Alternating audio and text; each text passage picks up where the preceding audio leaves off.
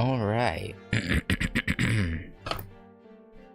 Hey, what's up guys? Just going back to Fate Grand Order.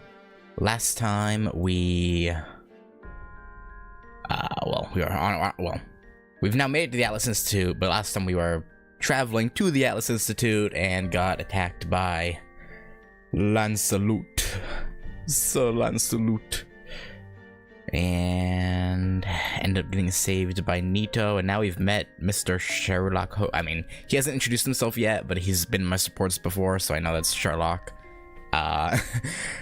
So that's fascinating. Don't know why the heck he's in Camelot / Egypt / Israel, but you know, it makes perfect sense, surely. If you say hi, hey Merdak. But yeah, no, I guess we'll see what he's doing at the Atlas Institute. No better time than now, I suppose. Oh, good old Bedivere.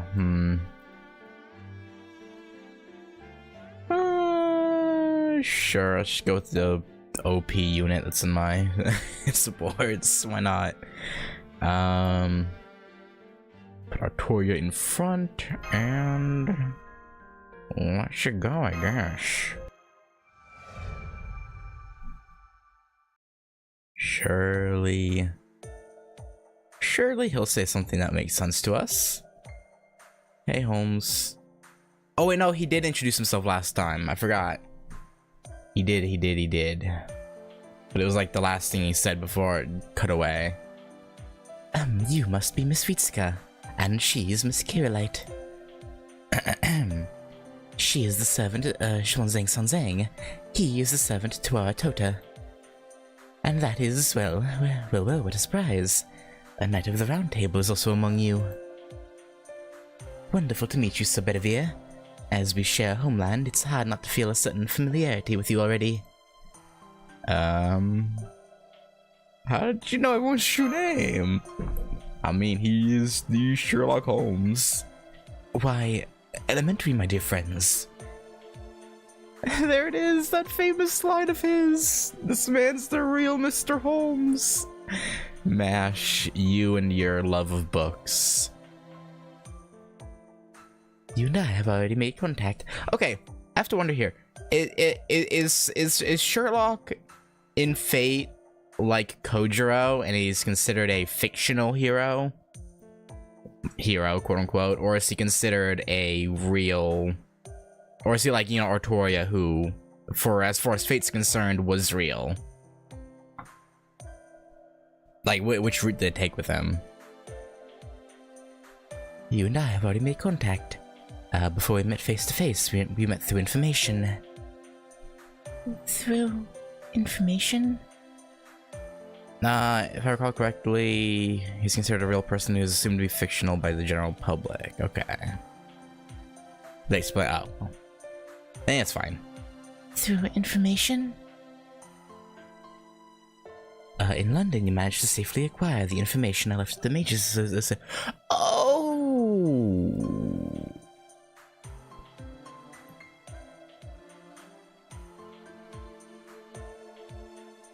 Huh. Was he able to travel between the singularities? Or did he go there in this time, leave a message, and it ended up... Interesting. Hey, Gogeta. You managed to safely acquire the information I left at the Mages Association, right? Interesting. It was just paperwork, but it must have been worth £1,000 to you at the time. I gathered only the necessary information and arranged. It should be easy to read.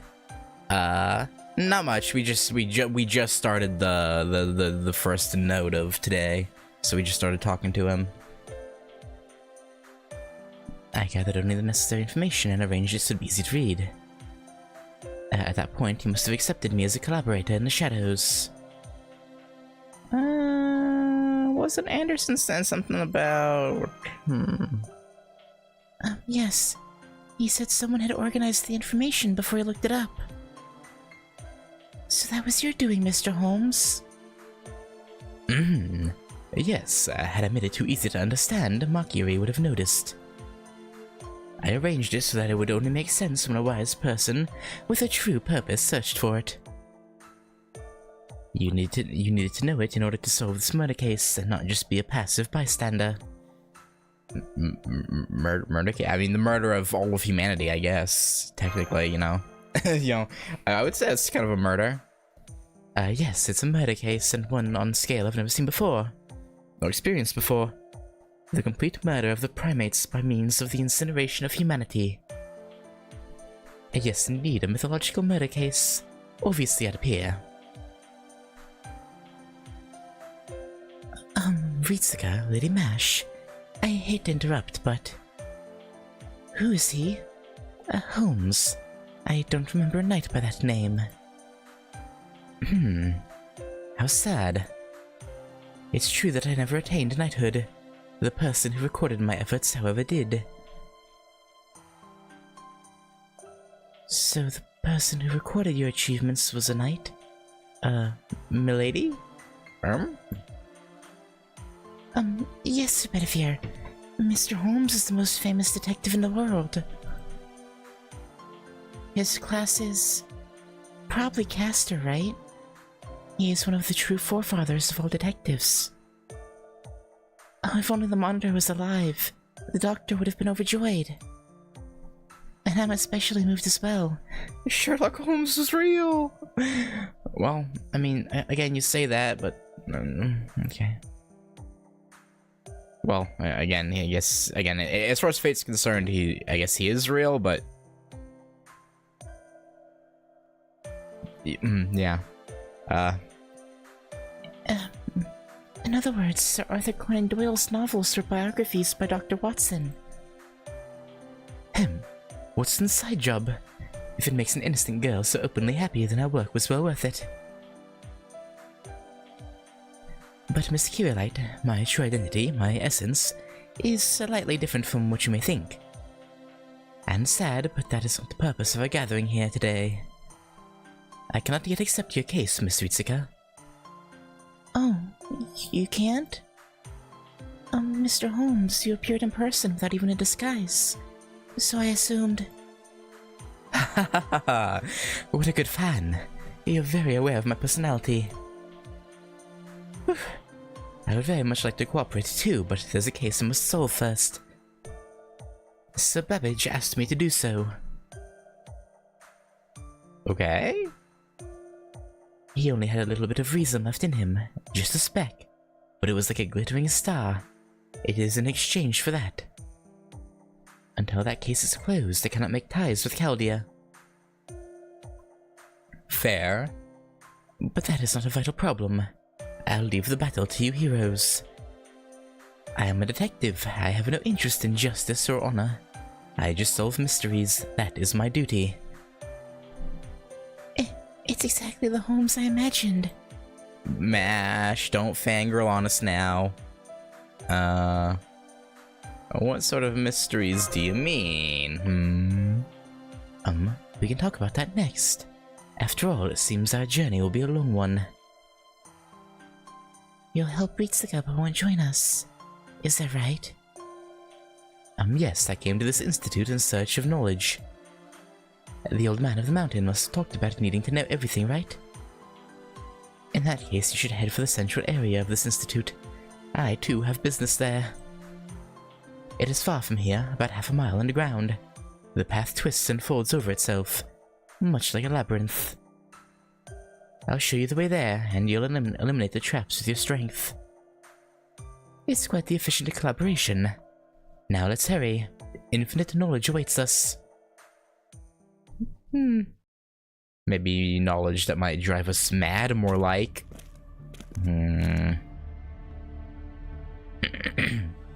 We seem to have ended up teaming with Mr. Holmes. Are you sure about this, Ritsuka?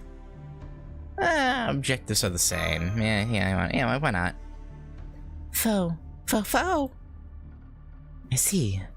I suppose I've never really been good with people like him. He reminds me of Merlin. Master, a magical energy response. Something's coming. It's the same as in London. It's the autonomous magical familiar. Of course. It seems the defense mechanisms are still active. I was ready to wait for your arrival. My existence is currently in flux. There's no way I can fight. I'm counting on your success. Oh. Why is it in flux? Because you traveled to a singularity you weren't originally summoned in, maybe? Mr. Holmes? Is that it? Because I assume he was summoned in London. So...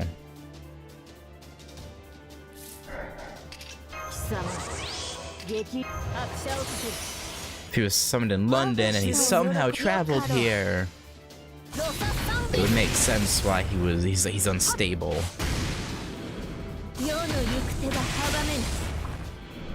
It would make sense.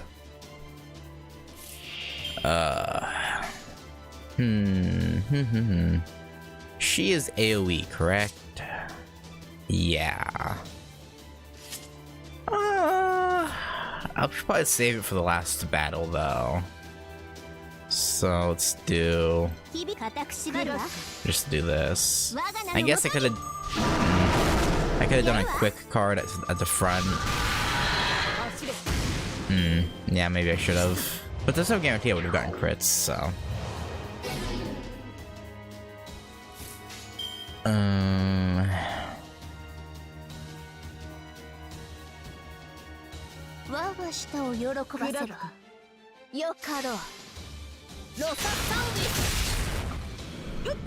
Crit. Damn. Oh, that works. That works. I'll take that. Every single day of the week, month, year. All of it. Every single bit of it. I don't do this. Really? No crit?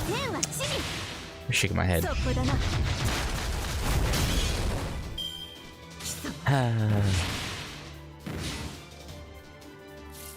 Mr. Spellbook, would you rip, please?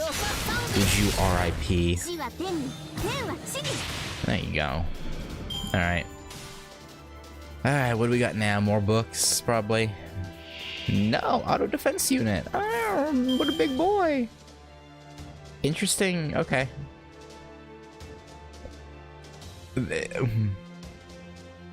I know it's not, but the way they did this almost makes it look 3D.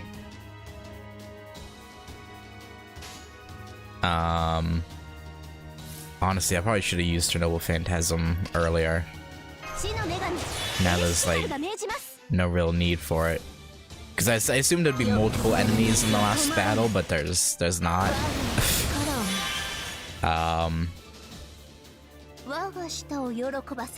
Okay, I think I'll just do this. I don't want to go through the Noble Phantasm animation. This should kill it. Yeah. But of course.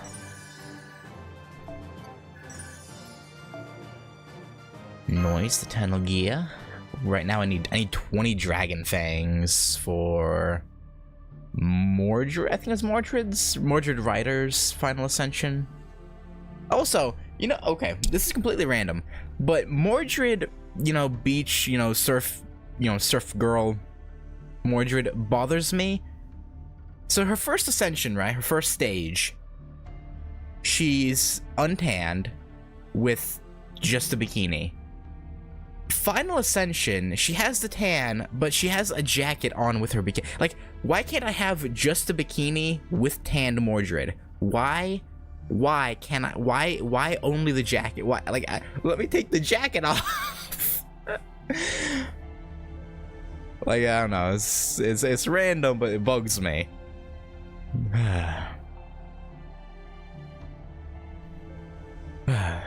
What's the Atlas Institute, you ask?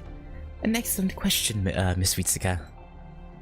It is an institute of alchemists built in the Atlas Mountains of Egypt. It's also known as the Titan's Pit. It is one of 3 branches of the Mages Association, dealing with accumulation and measurement. Their alchemy is not at all like alchemy as you may know it, the kind that became mainstream in the Middle Ages. They are the progenitors of magecraft, focused on investigating the principles of the world. Well, they are certainly mages. I understand that their magical circuits are rather paltry. Consequently, they do not rely on magical energy to learn the mysteries of the world, instead using a great number of tools. In a way, these tools evolved similarly to scientific progress. They treated pseudo-spiritrons, souls, as energy that can be observed and manipulated. This led to homunculi, life forms that possess magical circuits. Like Ronnie 8. We have no need to become the strongest. We simply have to create the strongest tool. That was their motto. True to their words, they created many weapons. In the world of magecraft, they are called the 7 Taboos. The Atlas Institute created 7 weapons capable of destroying the world.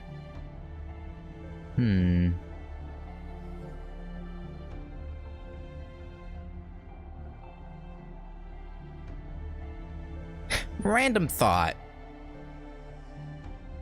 So Ronnie's name is Ronnie 8, right? Her full name is Ronnie 8.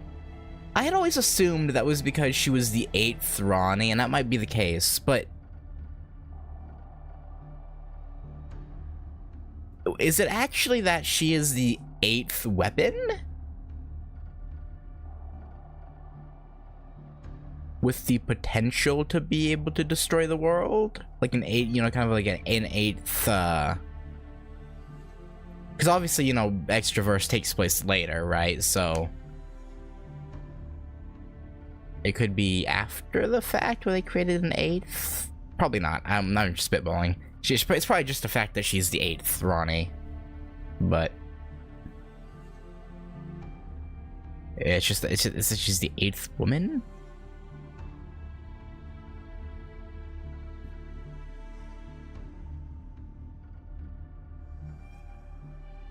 Yeah, I have no idea what that could mean either. Huh. Maybe 8th woman homunculi? But that wouldn't... No, I know, but Extraverse takes place further in the future, so I'm assuming maybe...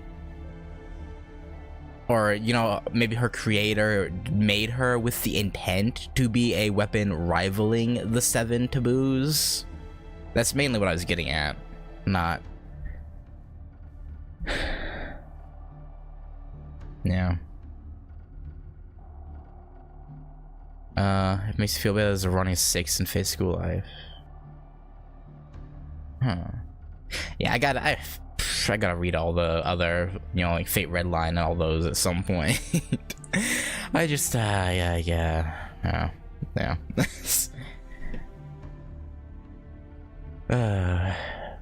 Realizing they'd reached their limits, they sealed them away. There are still many theories about why they decided to build such weapons in the first place. The director of the Atlas Institute was given the title Atlasia. I saw a wall plate on the way here. It was Zepia Eltnamelasia. Well, we're quite familiar, actually. Well, maybe not the characters, but...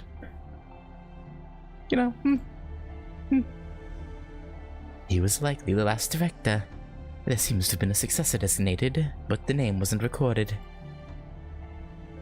The directors of this institute would always go mad, and as a result, they created forbidden weapons that would destroy the world. It's also possible that they would try to prevent the destruction of the world, fail in the progress, and then go mad as a result. Regardless, this place is a storehouse of mystic codes, unparalleled anywhere else on Earth. Although in reality it's more like a disposal site. The alchemists of this institute would constantly invent things. These were treated as failed creations, and a mountain of terrible weapons accumulated. We're headed to the center of that. What do you think? Did you understand my summary of the Atlas Institute? Why is it called Titan's Pit? Well, actually, yeah, no, yeah, right, yeah, no, I forgot about that. No, that's explained in extra. I don't know why I asked that, but whatever. Actually, was it explained in extra? It was either explained in extra or Multi Blood. I don't remember which. I think it was explained in one of those. Do you know the Titan who held up the world in Greek mythology? His name was Atlas. The name may have been influenced by his story. I've also heard that it was called the Atlas Institute because it's in the Atlas Mountains. A simple reason for naming it so. The origin of alchemy at the Atlas Institute is tied with the progenitor of magecraft in Egyptian mythology, the goddess Isis. That connection may be why the Institute appeared in the territory of Egypt in this singularity. They fled underground to study magecraft. No wonder I had never heard of this group of mages. However, I don't see any students. Did the Atlas Institute fall to ruin prior to this time? No.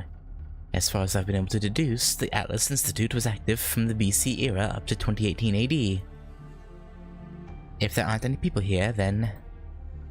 No, I shouldn't speak based on assumptions. We'll know for certain when we reach the center. An underground academy filled with mysteries. A research facility created with unknown techniques. Is its true identity an ideal shelter, or merely an enormous tomb? Let us hold hope in our hearts and press forward to see the truth. Yeah. Hope, right?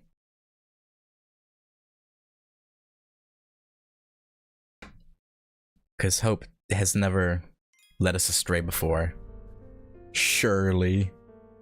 Surely.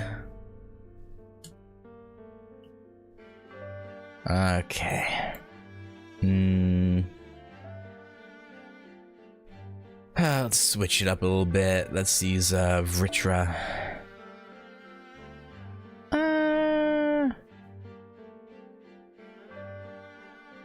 Yeah, we'll just stick with this. I thought about maybe putting my Medusa squad up front, but you know, Saber Medusa is at a disadvantage here, so next time. Still, the layout of this place is rather complicated. It's more of a maze than an academic institute. The path splits in two as we descend, but if you look behind you, it's actually three. It's built like an optical illusion. It's as though... Indeed, it's built to confuse those trying to leave. Entering is simple, but exiting is forbidden. It's not like it's to protect against theft. That would be the opposite, right? So why did they build it this way? To make it harder for anyone mad, you know, who's gone mad from escaping. Because they were more fearful of people leaving than entering. The Atlas Institute was a group of geniuses. They immersed themselves in various research, in their own independent workshops. There were no taboos here. One would not be rebuked for creating any weapon, no matter how inhumane. Well, until a certain, family bloodline technique got kind of, but, yeah. My gains at Atlas Mountains used to extend into Egypt when Perseus used Gorgon's head to petrify Titan Atlas. Also later unpetrified himself, leaving an empty spot. Maybe that would. Yeah, I guess if he exerted a ton of power, that could potentially have enough backlash to level a mountain.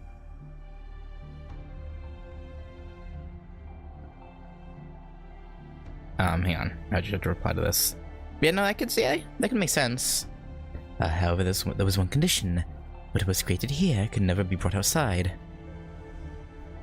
Or also never checked the mountains. Yeah, it could be that too. that definitely could be that too. But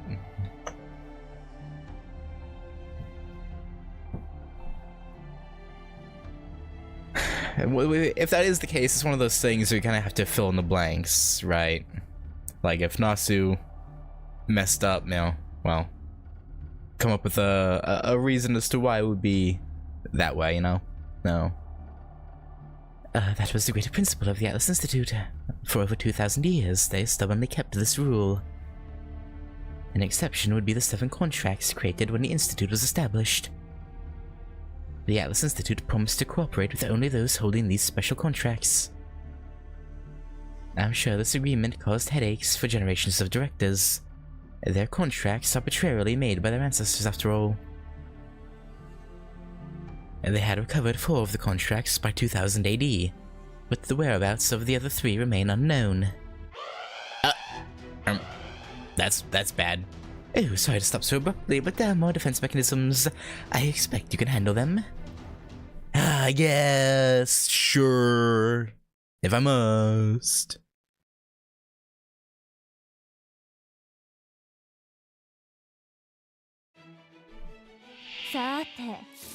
Since I've been...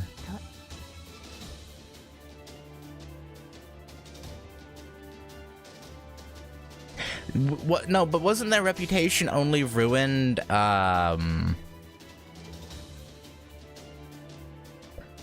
after Zephia left and became a...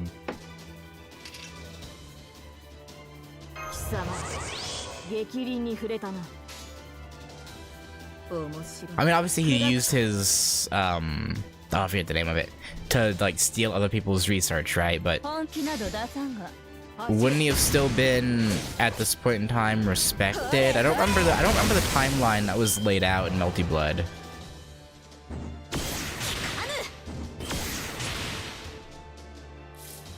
Wouldn't he have still had the title here? Or no?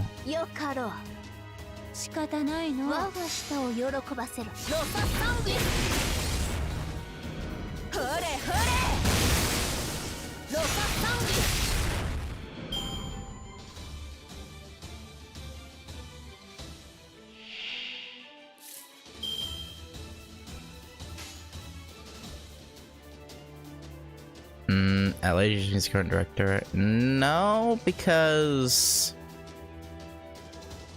Shion was given the title at Legia, but she wasn't the director. Or when they give her the... Did they make her director? I don't remember. I don't think so. I'm pretty sure that's just an earned... Shion was a director. Oh, okay. For some reason I remember it as...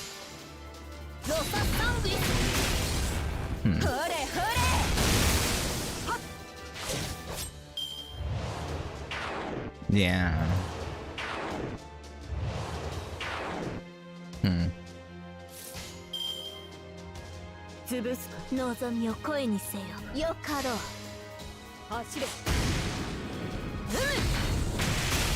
I was really hoping that one would... Oh, well, the 40% doesn't crit, but the 10% does. Okay, you know, I'm not complaining. It's just not what I was expecting from that sequence.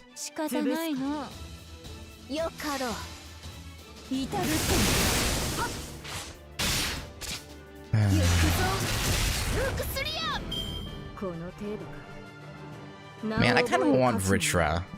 I do. I've really been thinking about it. Like, could get another dragon under my belt.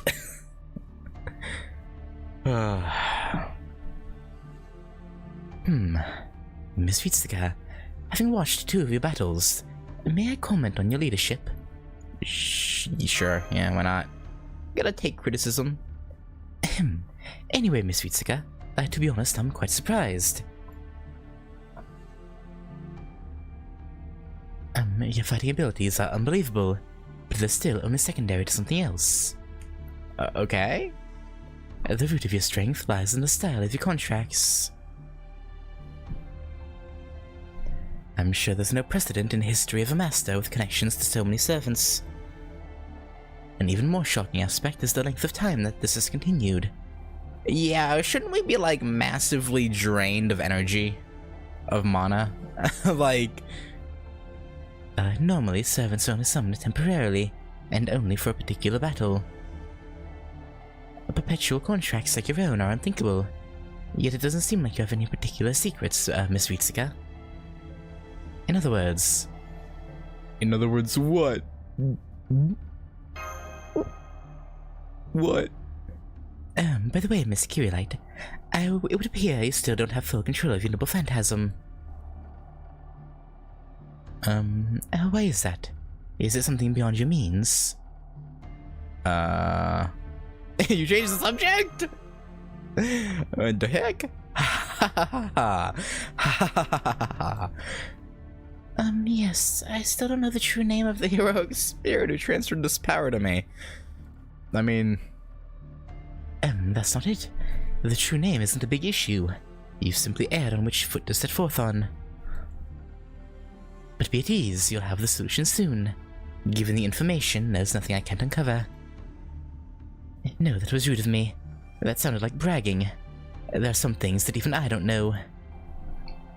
Right now, we're fighting with another mystery. The true identity of the King of Mages. The culprit behind the incineration of humanity. I have almost no information about him. Every corner of time has its tracks, but none of these seem to tie to King Solomon. If someone had seen the King of Mages firsthand, I could have asked if there was any resemblance to Solomon. But of course, there wouldn't be such a convenient witness.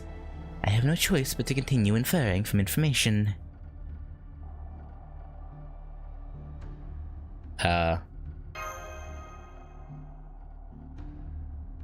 You were such a vital witness. Then please tell me everything. What did he look like? His voice, his magical lineage, and most importantly, what are your impressions having directly met him? Any discomfort? Anything out of place?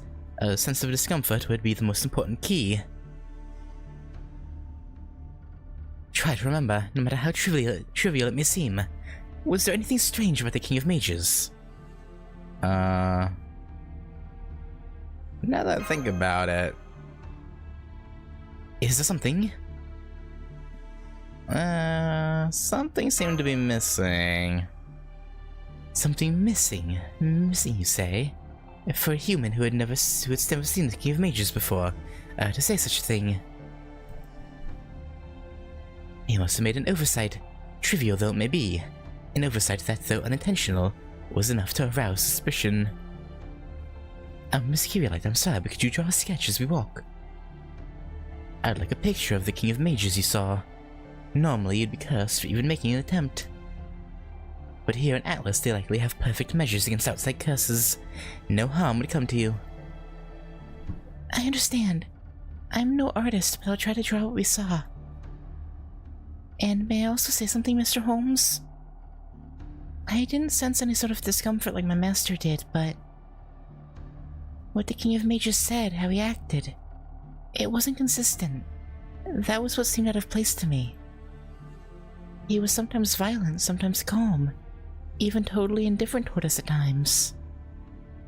The changes all seemed abrupt to me. Tell me in more detail, what kind of conversation did you have with him?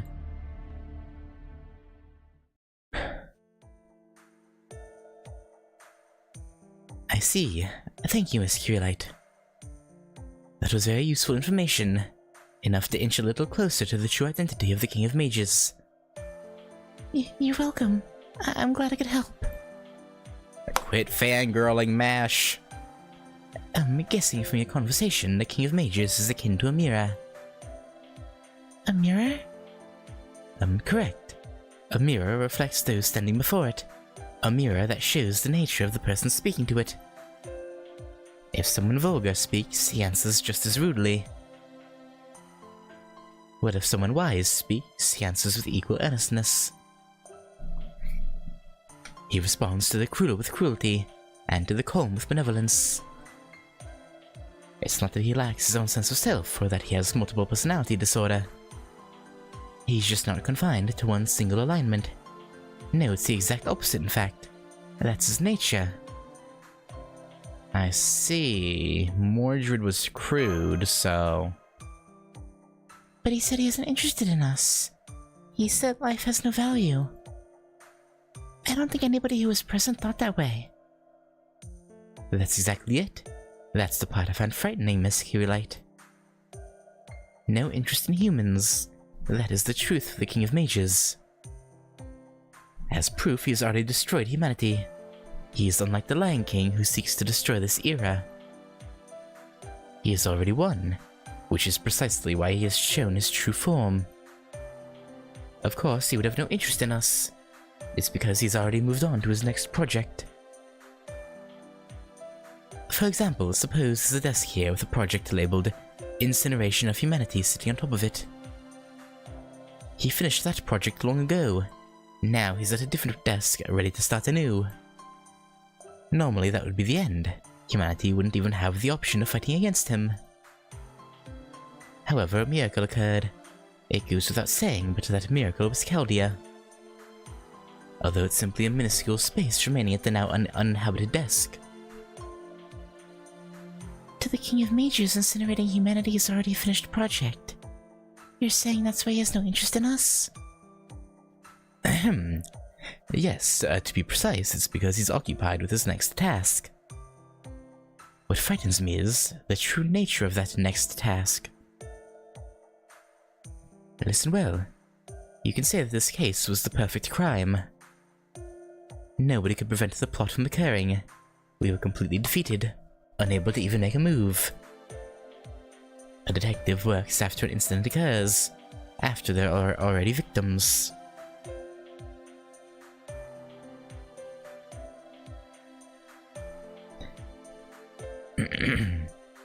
Even if I deduce the truth behind the incident, I don't have the power to undo what has taken place. But you do, Miss Ritsuka. You have that power. The King of Mages doesn't believe so, which is why your one and only chance to overcome that demon's crime. Oh, which is your one and only chance to overcome that demon?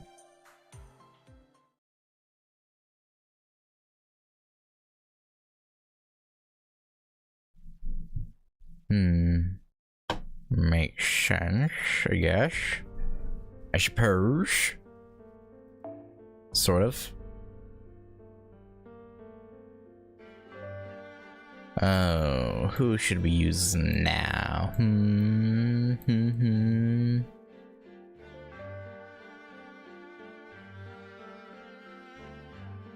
I don't think I've used Marianning before. She might get wrecked being only level 60, but I want to try her out. Rejoice, everyone. We're nearly at the center. Many answers await us ahead. The old man of the mountain sent you here for two reasons. The first relates to the singularity, to gain knowledge about the Lion King's objectives and his sacred lance. The second relates to all 7 singularities, in other words, a part of the mystery behind the incineration of humanity. I'm prepared to answer both of those. However, before that, we gotta fight, yeah. We've gotta eliminate the defenses, right? Yeah. No, I have a warning. Well, more like a declaration. The greatest reason why I appeared before you is that the peering eyes of Chaldea cannot reach you here. Okay, so yeah. Mash was right. First Hassan and now Holmes is... Don't trust the doctor? Let me tell you in advance. I do not trust Dr. Roman. Huh.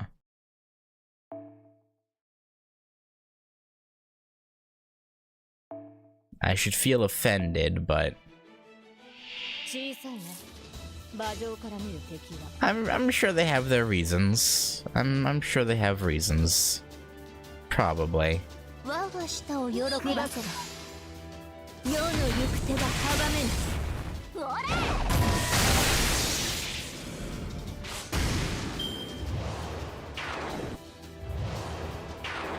Wasn't some I don't know, that's what it seemed like when it happened, but Mash said that she felt like he was trying to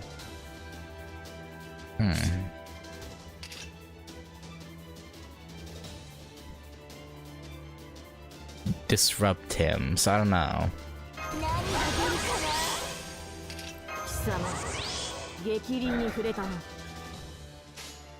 I don't know.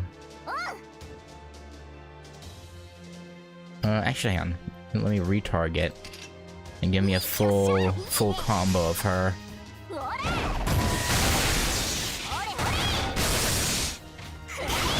What?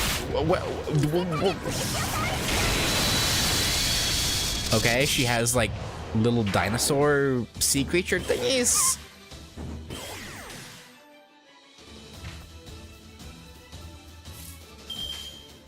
Okay.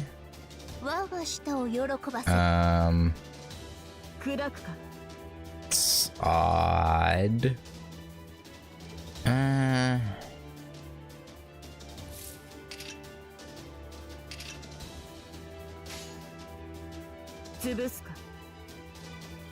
don't know if she'll kill that thing. I mean,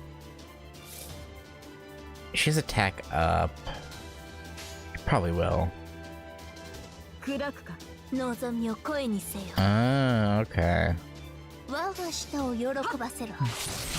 Okay. I was worried over nothing. I was worried about nothing.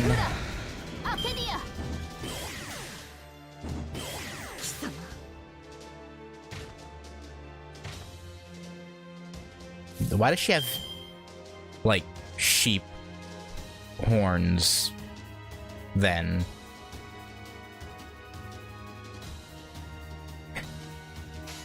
I guess just for, I don't know, I guess probably cuteness reasons, maybe? I don't know. Oh, are they fossils? Oh. Oh, yeah. No, now that you say it, that makes sense. Yeah, I see. Okay. You see why I got sheep horns, though, right? Like, it kind of looks like if... Okay.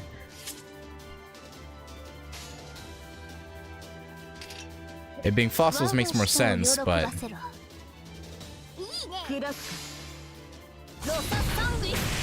Huh.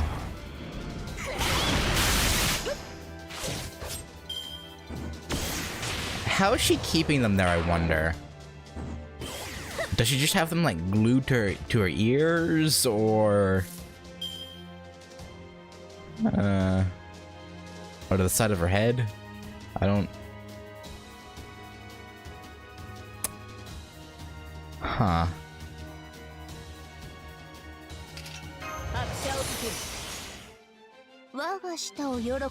No, I could see her noble phantasm. Oh yeah, let's do that. That was part of the hat? Yeah, I guess it could be.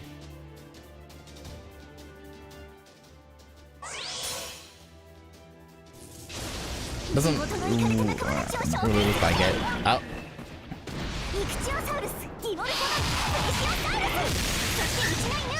Pet dog, yeah, of course. Have to throw in the pet dog. It would be blasphemy otherwise.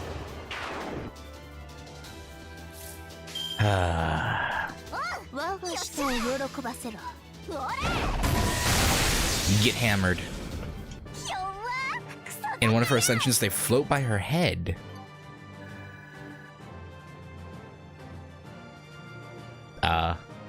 Paleontologist has magic, I suppose.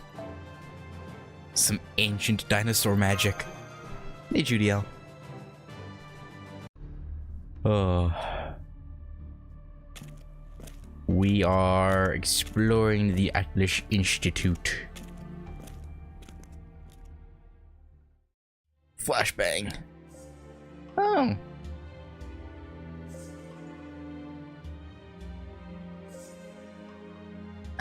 This is the heart of the Atlas Institute.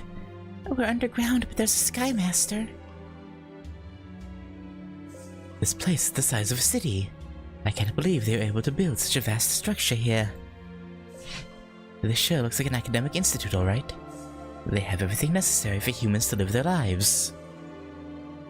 This would help their students keep sound minds, even if the sky was artificial. That obelisk in the center is the Atlas Institute's greatest recording medium, a pseudo-spiritron calculation engine dubbed Tri-Hermes.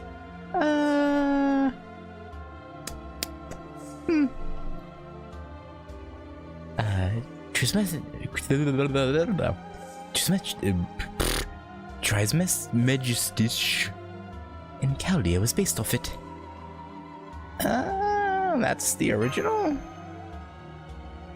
Indeed. The one sent to Chaldea is merely a copy. It is a photonic crystal, a philosopher's stone, an out-of-place artifact that cannot be created through a science in the present world. Now then, we've already acquired the access rights. Normally we would just ask the staff, but as you can see, this place is completely uninhabited. I feel a little sorry, but we'll just have to use it without their permission. Yes, but I wonder why the staff aren't present. That's a good question, Mash. It may be buried in sand, but... Where the fuck did Atlas get the Moonstell Rock?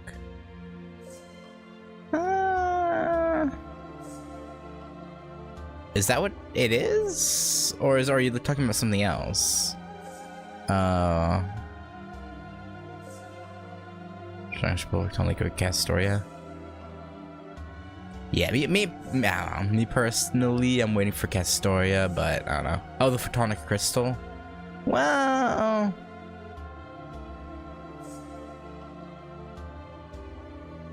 Actually, that's a good question. Yeah, I didn't clock that. How did they get the... I mean,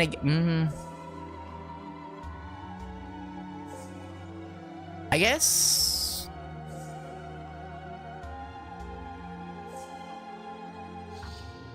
I mean, I actually talked about this in... one of the UBW abridged parts, weirdly enough, but...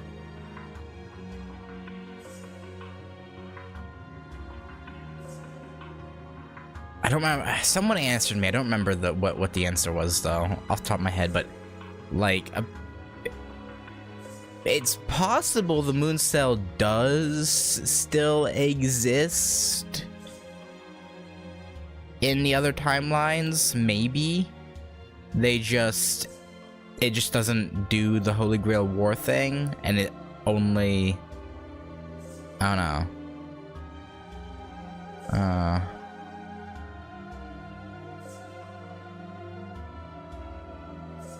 And they somehow, maybe a meteor hit it, and a chunk, I don't know.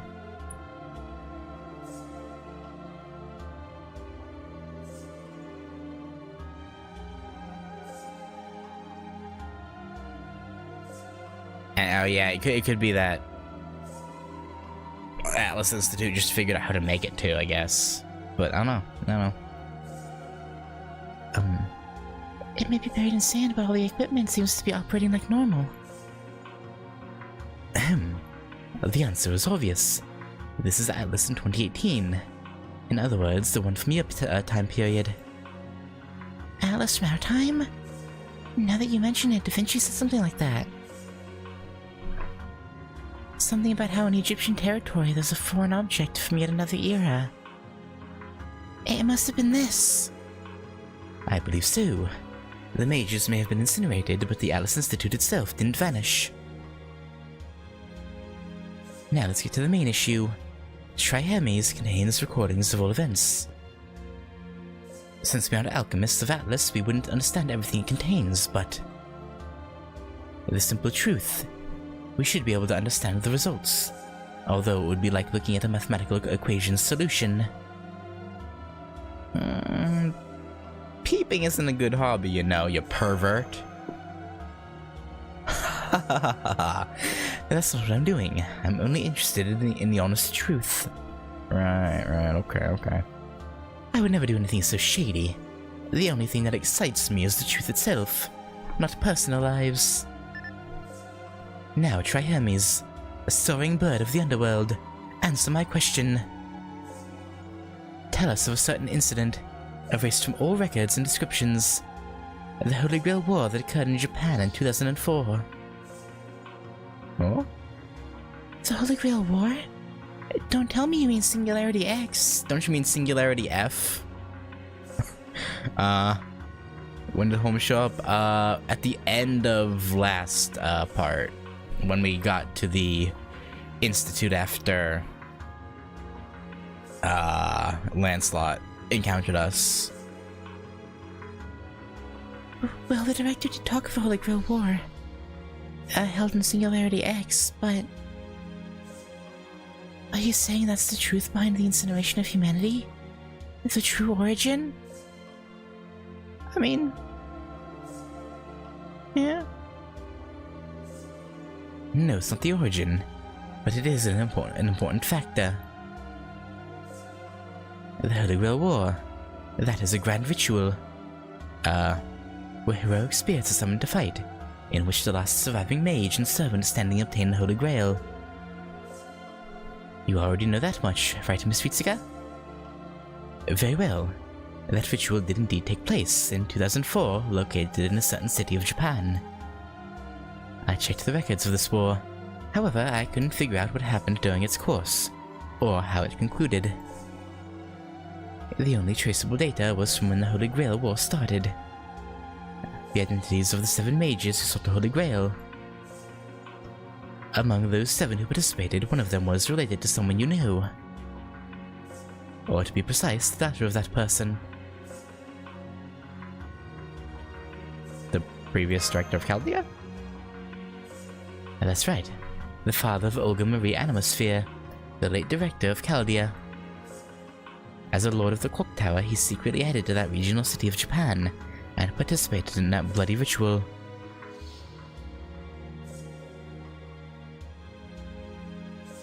His name was... An answer already? Oh, it's a little sad that it doesn't make sounds on operation. However, I'm glad to see it backs up my hypothesis. This resolves one of the questions.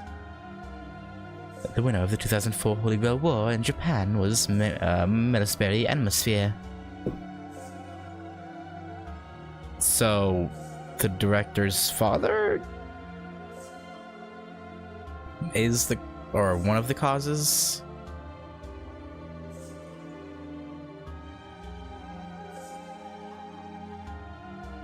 Hermes recorded that he killed 6 of the mages, and obtained the omnipotent wish granter known as the Holy Grail.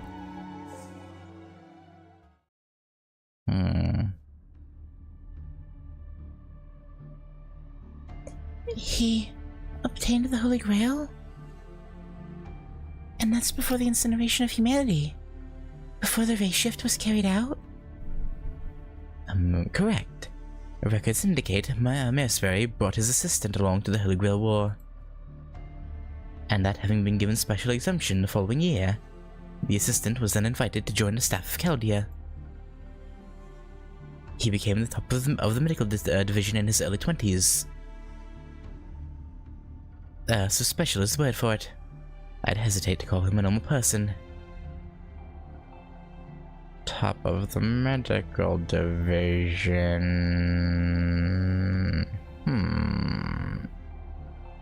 Interesting. Almost like a certain Roman. Do you mean Romani Archiman? Dr. Roman. He knew the former director before coming to Chaldea? I've seen up to episode 22 of Fate Zero. I obviously know how it ends, because, you know, Fate's the Night kind of tells you. But yeah. Yeah, I've seen most of it. I have 3 episodes to go, but... And of course, obviously, the ending that everyone who's played Fate Stay Night knows. Yes, and he is stranger. The personal history of the man named Romani Archiman is unknown. I couldn't find anything about him in records from before the Holy Grail War. I might figure it out if I keep using Hermes, but... we don't have the time to salvage data about a single person, out of the billions of personal data files updated yearly. But that's the reason why I don't trust Dr. Roman. There's no mistake that he's human and not a mage, but... he's hiding something. Something extraordinarily close to the truth. Can I ask something? I know I shouldn't just butt in because I'm tired of being quiet, but... this Marsbury guy obtained the Holy Grail, right? What did he wish for? Now that's the million-dollar question, isn't it, Sanzang? Who knows? Unfortunately, Hermes doesn't record personal wishes. That's,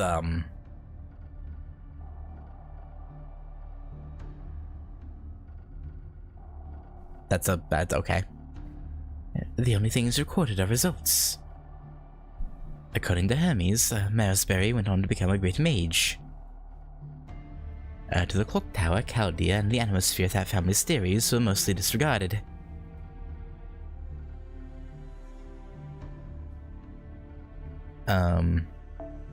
However, that assessment was overturned after repeated successes, the establishment of the heroic spirit summoning system. Experiments that made it possible to not just observe the future, but also use race shifts to intervene in other time periods.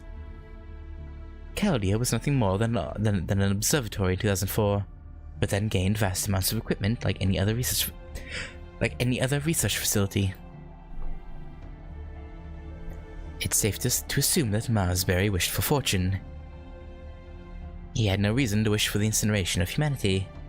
Reading the documents, he comes off as a man of good sense.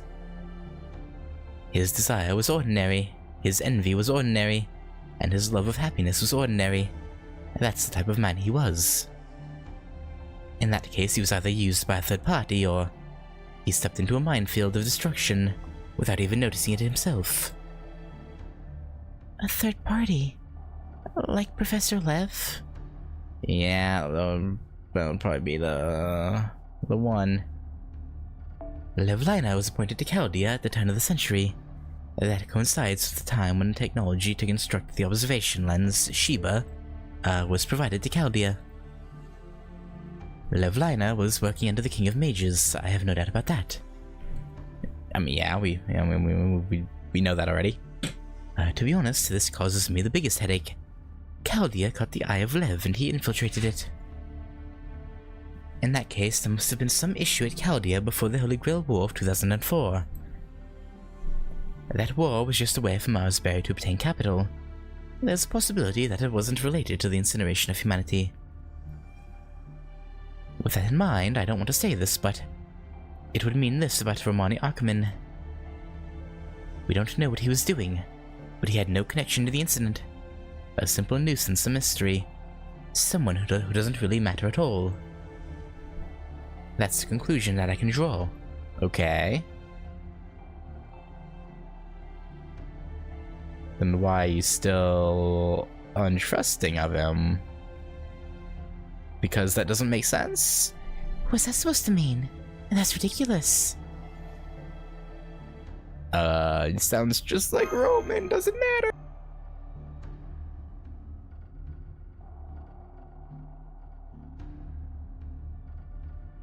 Yes, that's the doctor in a nutshell. Or maybe that's what he wants you to think. Personally, I still see him as an important person of interest. You shouldn't tell him anything that you heard here. We can't trust him until his secrets are clear. But yeah, it's understandable. At the very least, Romani Archiman knows the conclusion of the Holy Grail War, and never told you. It's a good point. It's a good point. Why would he leave that out? Now that wraps up the facts that I wanted to know. Next is your turn, but before that, as I searched through the records of Chaldea, I found an answer for you, Miss Kirillite. I'm sorry if this seems like it's just being tacked on, but do you mind if we speak about it? An answer for me? Oh, do you mean what we talked about on the way here? About the true name of the heroic spirit who transferred their power to me? Exactly. I came to a conclusion already, but I had no clear proof, so I spoke ambiguously. But now I can tell it to you as fact. Are you prepared to hear this, Miss Kirillite? Wait a minute. That's something for Lady Mash to discover for herself. We shouldn't be the ones. No, I must speak my mind. I'm sure everyone has already realized it anyway. Only fools will continue to avert their eyes from the truth. Are you saying that Miss Kirillite is a fool? Ooh, yeah, Bedivere, I say no. No, Sir Bedivere. And besides, what are you so fearful of? That knowing her true name wouldn't change anything? That it wouldn't help her develop a noble phantasm? I declare that as an unnecessary concern, because Mash Kirillite's spirit is already complete. Her fears don't depend on whether or not she possesses a noble phantasm. Also, even if a noble phantasm fails to develop, she'll never stop standing up for her beliefs. For the sake of what she believes in, she'll muster her courage and fight to the very end. Damn, Holmes. That's no. No, you're fine. You were standing up for her. I don't know. I wouldn't say her dignity, but like.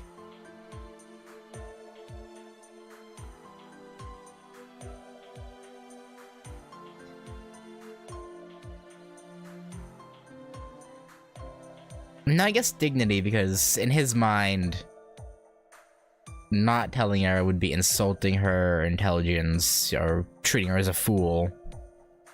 So I guess in a way, it's him being mad that Bedivere is like impugning her intelligence, I guess. I don't know. Apologies, I unashamedly flew into a rage. Anyway, do you mind if I speak openly now? This fate was bestowed upon you. The name of the heroic spirit who saved your life. Master, is this really okay? It's fine, although Roman's not here. Okay. Although I wish it was something a little more special. Please tell me, Mr. Holmes, my true name. The real name of the shield. Very well. Then I shall tell you everything, like a true detective would. First off, how did Chaldea stabilize the heroic spirit summons? By being in possession of something that gathers heroic spirits. Okay. A seat where many heroes once gathered. A rite of vows called the Round Table. Oh, they're literally in possession of the literal Round Table? Okay. Chaldea processed that relic, using it as a catalyst for summons, and buried it in the body of a fused being. I am sure you can understand this, Miss Ritsuka, that while the weapon she carries looks like a shield, that's not what it actually is. You're saying she's carrying the literal...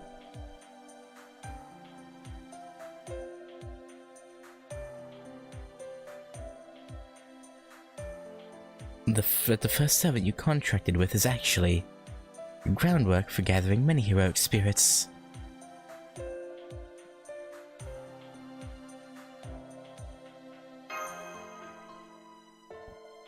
Yes, perhaps something of a pun. Something to applaud the Chaldea engineers for. The core of her holy round shield is the Round Table itself. Now listen well, Miss Kirillite. The second heroic spirit summoned when you were young. The only successful result of Chaldea's heroic spirit fusion experiment. The hero who lamented the inhumane experiments of Chaldea, but stayed in the present world to preserve your life. The one who entrusted everything during the Chaldea bombing incident. That hero Okay. Yeah, that's who I was leaning toward. Because Galahad is literally known as being gallant. And just... Yeah, okay. No, that makes sense. Like, I didn't...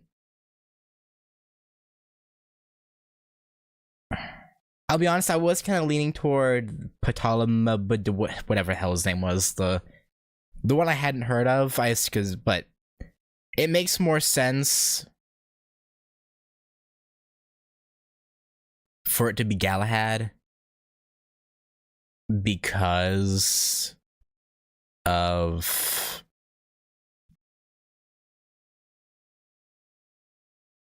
just the fact that, like, why would they make it some, because like Galahad I feel like is like the big, he's like the big name or one of the three big names, right?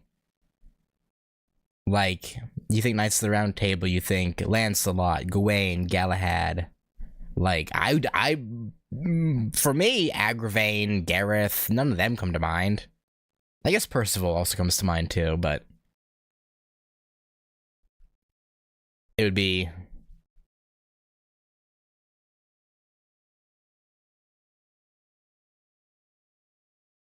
silly to be, again, I don't want to say a no name, but like Palamedes and Kay are, you know, kinda don't have as much acclaim. Do you know why Galahad's the big name? Honestly, no. Again, problem with me is like all the like Knights of the Round Table stuff I know is like kidified versions from when I was younger, you know, like child's versions of the like tales and whatnot. So like, there's not a huge amount of detail that goes into the children's versions of these stories. Case of Troy's brothers technically very high likelihood. See, I didn't know that. Galahad's famous for being the only knight to actually get the Holy Grail. Oh. Okay, so yeah, that makes sense why he, yeah, I guess why he in conjunction with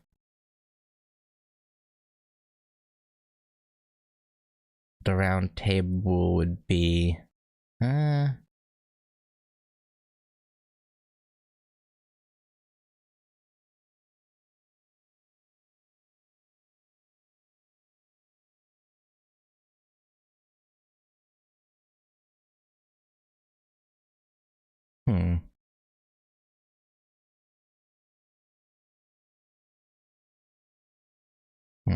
yeah, I don't know. That hero's spirit's name was Galahad, one of the Knights of the Round Table, a holy knight who, a holy knight who alone succeeded in the search for the Holy Grail. Galahad of the Knights of the Round Table.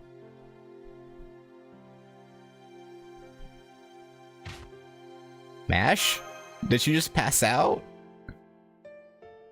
Yes. I suddenly felt weak at the knees. I just had to sit down. But it wasn't painful or even surprising. I was just happy.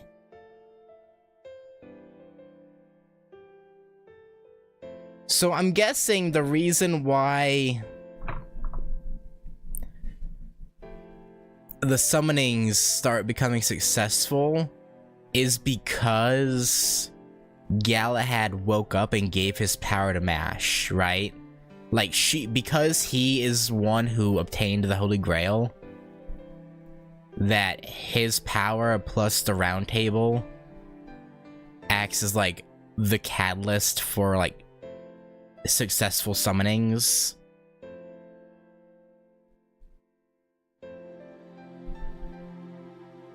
or something like that.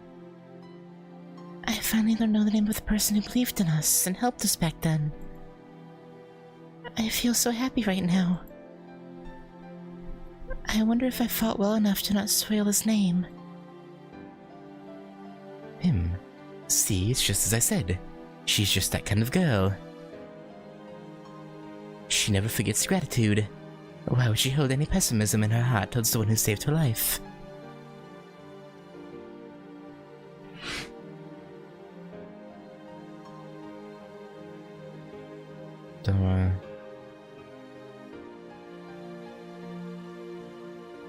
Well, yeah, no, but that's what I mean. Is because he gave his power, basically gave up his life and power to MASH, that it can now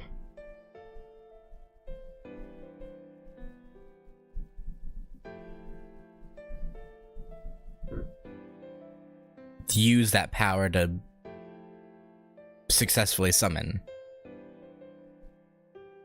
I don't know. Yes, it's exactly as you say. It seems Galahad made the correct decision. They were eons apart. They were a different race. But he truly did entrust this to the person closest to him.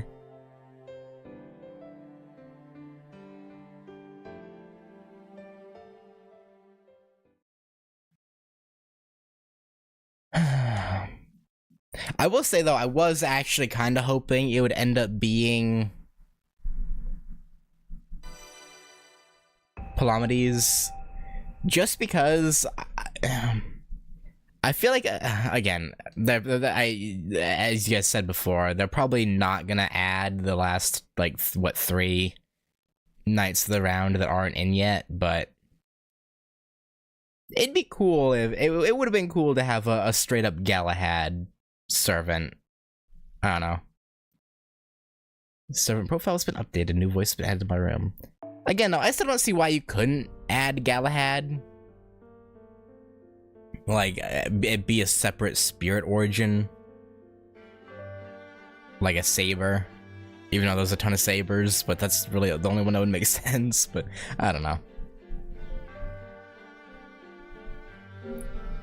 Yeah, I don't know.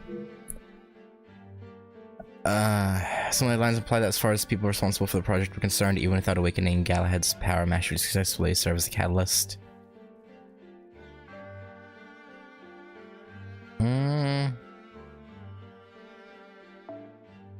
Maybe. I guess that's why...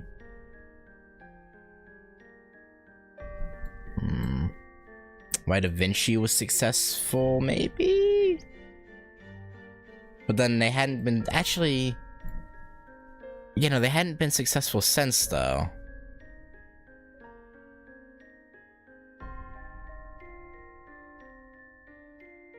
The problem with having Galahad as a separate servant is MASH literally using Galahad's power. You have to be MASH but stronger. Well, I feel like you could... Again, though, I feel like you could make him a saber. And...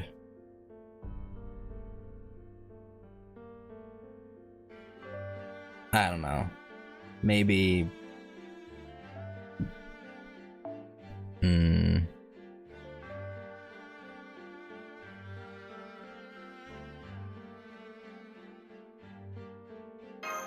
He's saving another... Yeah, so, like, there's, like, this precedent there. They would just have to... Plus, you could argue that maybe... MASH does... Even, like, later on in the story, she's not utilizing his full... strength. I don't know. Now, Miss Vitsuga, I'll leave the actual awakening of the noble phantasm to you. But I fear Hermes is not doing very well. One more search and it'll run out of power. I should reflect on my actions as well. It would seem my plan to search for enchanting unsolved mysteries has somehow backfired. Mr. Holmes? Foe! Please fear not. It will work, but only one more time. I never miss the truth. The Lion King's sacred lance, Rongominiad. You must know why it exists. Needless to say, I have heard of this name as well, but I have never set eyes upon it. Hermes, show us the truth that lies behind it. I see. Senpai, it looks like the search is complete.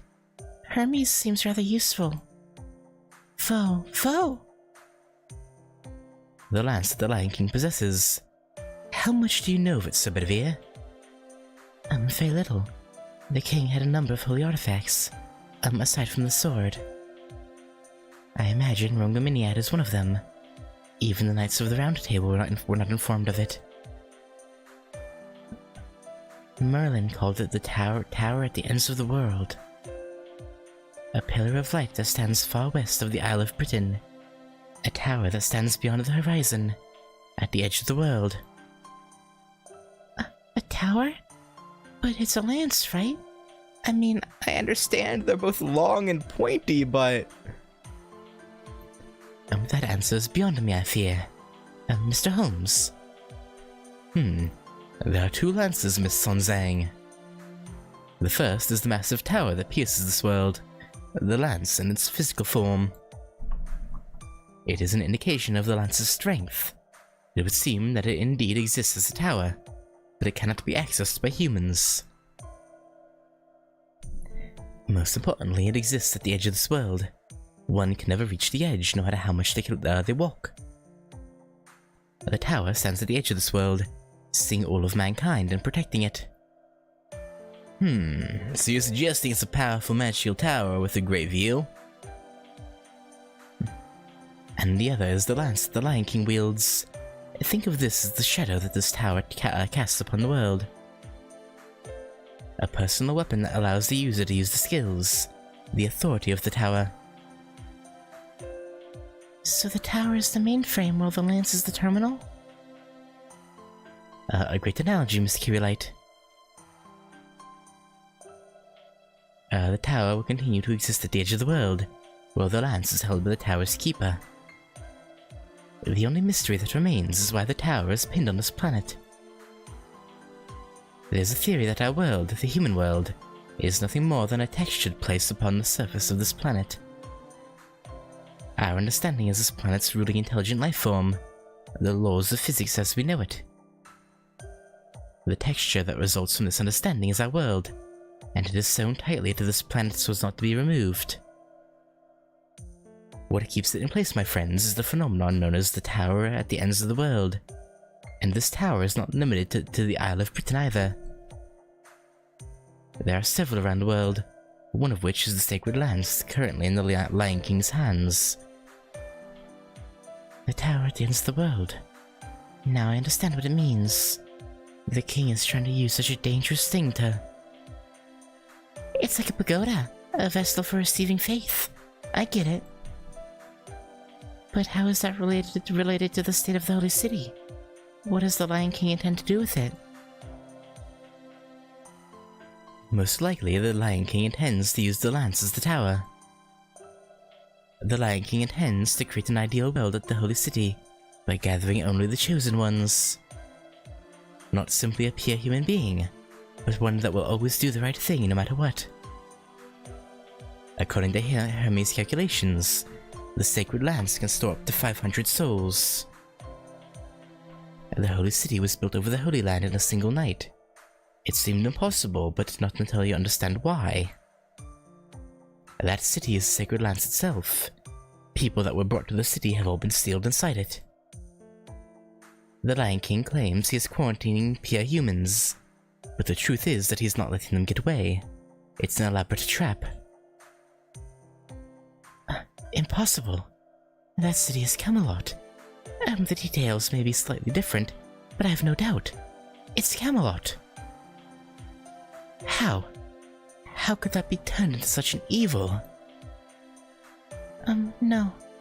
Mr. Holmes' deduction is correct. That's not Camelot.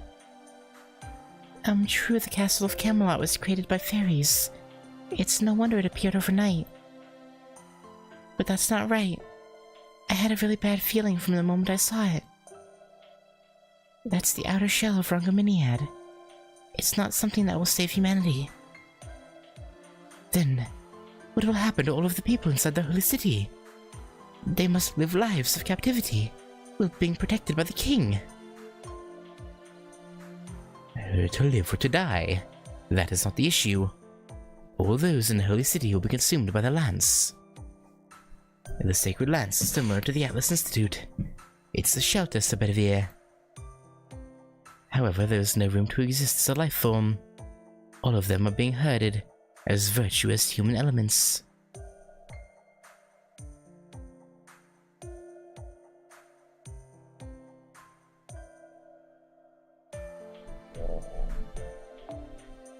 Eventually, the holy city will converge and become a single tower. Inside of that tower is a smaller version of hell. The people have not been gathered in this so-called utopia to live.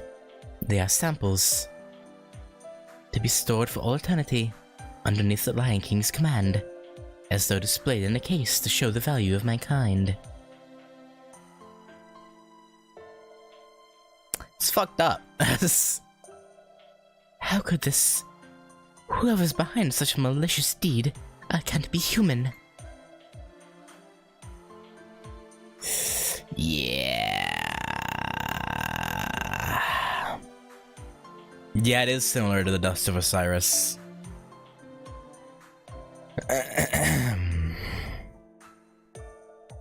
The Lion King's conduct, whether good or evil, means nothing to me. He's simply protecting his own people. That much is true. There's a huge mistake. What are you talking about, Tota? Let me finish. Now listen. So the holy city has been turned into this tower. Then what will happen next? I believe the tower will disappear along with the Lion King's army. At the very least, the mountain people and the Lion King will have no reason to fight, because he will fade along with his ideals. You're right. I suppose that would technically put an end to the conflict. Technically. To protect one's own people. It would seem that even the Lion King wants to do that. I guess, sort of. What a relief to hear. I am of the same opinion as Mr. Tota. Until we see Hermes' analysis. So you're suggesting something else? That there's a deeper meaning to the Lion King's actions? Correct. The Lion King intends to turn the holy city into the tower at the ends of the world. Surely you know what that means. When the tower is complete, the entire area will become the ends of the world. In exchange for creating the complete world known as the tower, the world outside it must be destroyed. The Lion King is not simply trying to protect his own people. He's going to eliminate all other people aside from his own. And that destruction has already begun. The reason this singularity has been an exception within an exception is because it exists nowhere in this world. I see. The reason there's nothing on the other side of the desert is because this era has already been separated from human history. Okay, so that's what she meant when she said she saw that. Okay. Yes, Miss Sanzang. The King of Mages is no longer the one who's trying to destroy this era, nor the one that created it. The Lion King is willing to sacrifice one of the foundations of humanity to create his own utopia. Only gods may do that. And she's not down for any mortal man or woman to play God, Let us return to the surface, everyone. We are racing against time. We need to invade the holy city before the sacred lance is complete. There, we need to confirm the Lion King's intent. I agree with Bedivere, and it makes sense why the mighty skeleton guy told us to come here. Whew. We should rendezvous with them as soon as we can. They need to know this. Why didn't the mighty skeleton guy just tell us the truth? Wouldn't that be faster? Maybe he thought we wouldn't believe him? Because Ritsuka needed to come here. Or perhaps to the desert itself, if not this institute. No amount of strength will alter the importance of the people you meet. This old man of the mountain still has a few tricks up his sleeve. Ritsuka has a mission to accomplish here. Could that be his true intention? Perhaps. Why do you laugh at me, detective? Pardon me. Was I laughing? If that is the case, then what you are saying is quite amusing. Enough to melt this cold, hard expression of mine. Okay.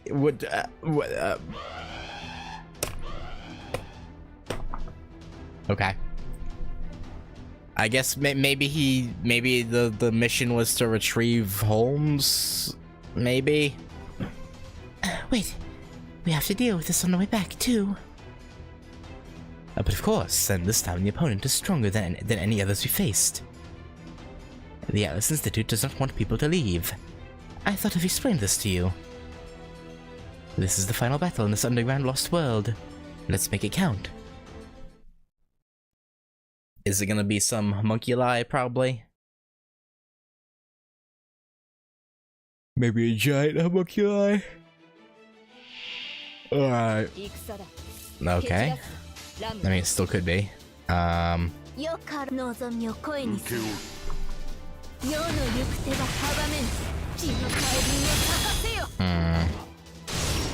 we go.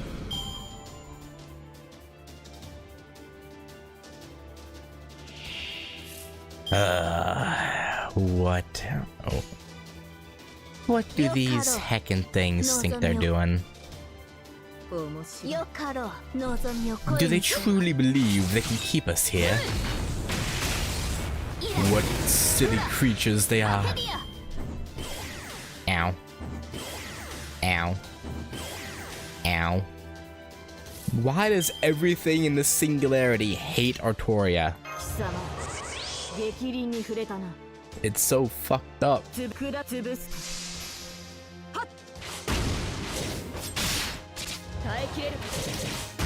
I mean, well, actually, you know, makes sense, honestly. Well, when you think of it, I guess it does make sense. Sort of.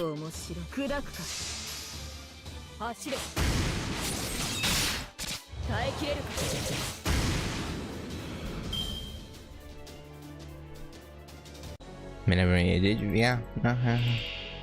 Just funny. I wonder if that. No, there's probably no like inbuilt code that makes enemies target Artoria versions, right? That'd be funny though, but I doubt they would do that.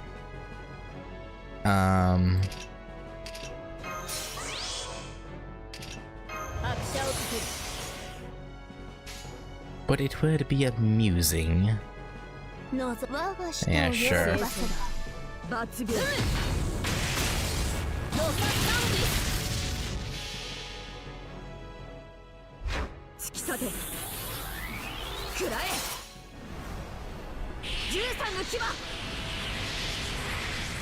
It won't do much.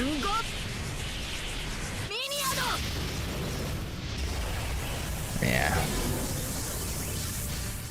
Still, better damage than anyone else would have done, probably.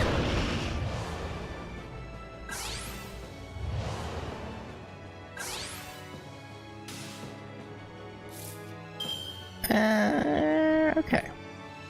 We'll just apply the Roman trait. And I was gonna say it might die, but no, not even. It's not even gonna get close.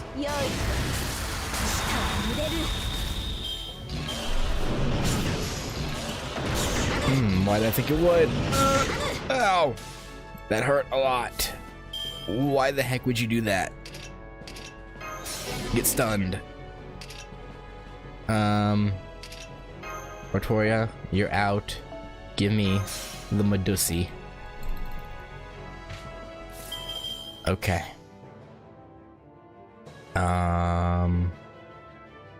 Yeah, sure.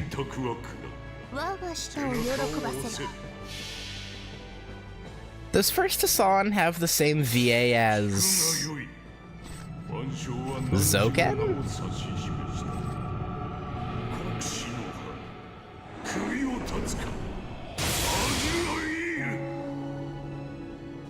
I kind of hear Zoken in that in their voice. Kirei?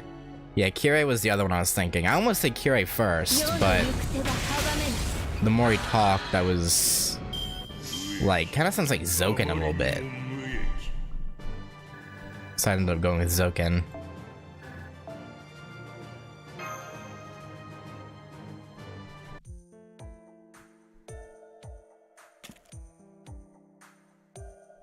Senpai, I see light at the end of the corridor. That must be sunlight. Maybe. Or a torch of a Knight of the Round Table. The return trip was much quicker. I suppose we owe this to you, Mr. Holmes. Elementary, my friends. You must not rely on only your visual senses when inside a maze. You construct a three-dimensional map inside your mind as you proceed. Ah, the good old mind palace. Ah, the master detective. I'm glad to be of service to you in the end. And on that note, I must bid you farewell. So Chaldea cannot be trusted after all? True, there is much mystery surrounding Chaldea, but there are others I must chase right now. Namely the Phantom Spirit who... no, I must not discuss this here.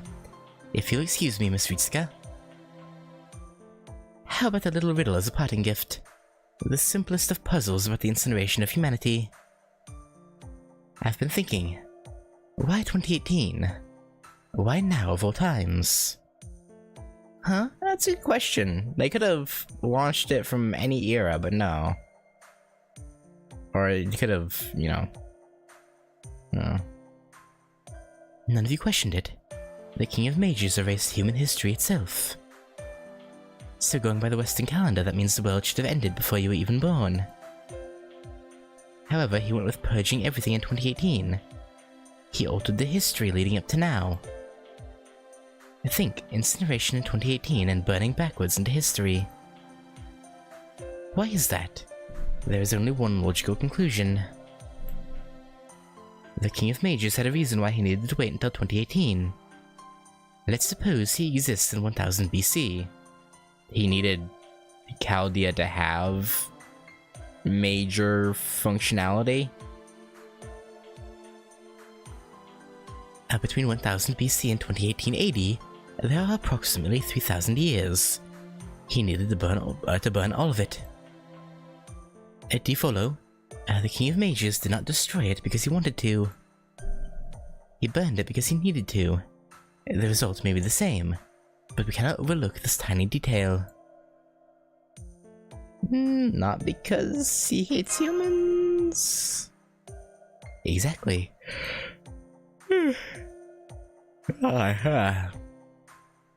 How can one bear murderous intent if they do not care at all? It's a good point. However, this is where the inquiry becomes a little tricky. Needless to say, the reason is a complete mystery. One theory is what I've mentioned earlier, that the time frame from the past up until 2018 has meaning. The other is that even King Solomon cannot see past the year 2018. King Solomon had the ability to see into the future. And if for some reason even he cannot see past 2018, then... no future existed in the first place? The same conclusion at which I have arrived. I can only pray that this is not the case. Now then, I must part ways here. The next time we meet, yes. I hope it'll be in a bustling metropolitan city like London, not in these wastelands. Well, you were gone from London when we were there, so...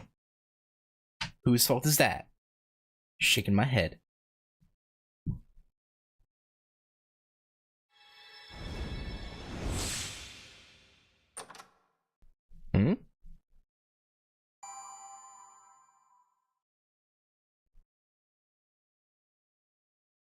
Okay. Why put it in a chest and not just show it as, I guess maybe showing that we would get MASH servant coins would be spoilery that something would happen with her, maybe? Maybe?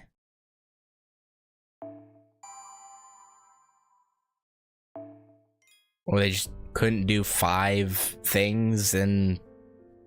Okay. Interesting.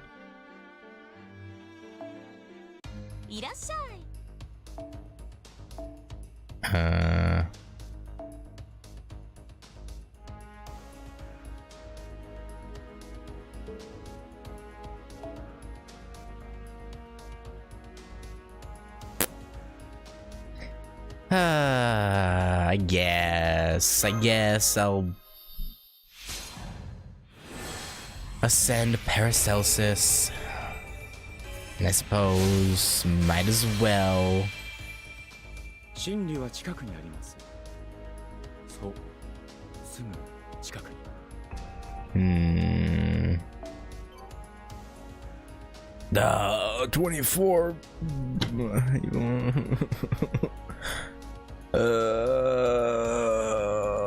Okay. Actually, wait, hang on. What did I need for... Right, I need 20 dragon fangs for her. There was someone... Was it her? Yes, okay, I need 2 primordial Lanugos. Do I have enough pure prisms for that? I don't think so. And I do. Wait. There we go. Okay. Let us ascend. Mysterious Heroine XX.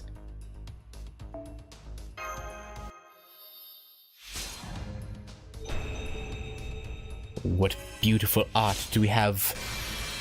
Okay. Okay. たまには職務を忘れてゆっくり体を休めるのもいいものです Yeah, ね。 I'm sure. どうですか、マスター君。こうしていると私も普通のセイバー、いえ、普通のアルトリアに見えるでしょうか。Interesting. Interesting. Why would she say that? Why? So Mysterious Heroine X isn't Artoria, supposedly. Is XX supposed to be Artoria? Or does she just want to be Artoria?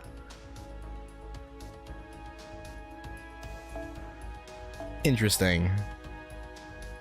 Very, very interesting.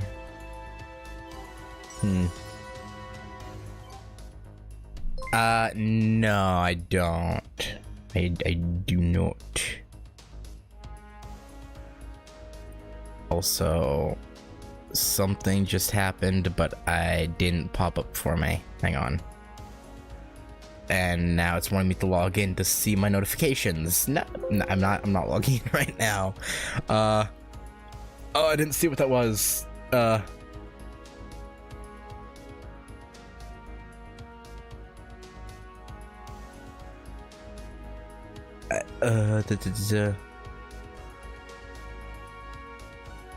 MHX says this is MHX, but a couple. Okay, oh, okay, so it's just the same person? Okay. I thought maybe because they're from Servantverse, it was maybe something else. I don't know. I don't know why.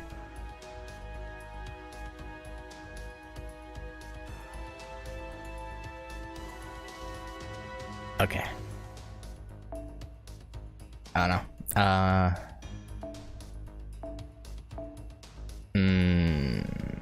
Would this even get 1 level on her? No.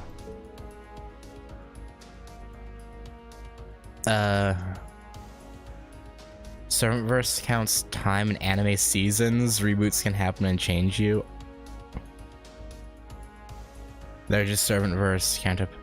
Wait, but you guys told me that that they're definitely not Artoria. Okay.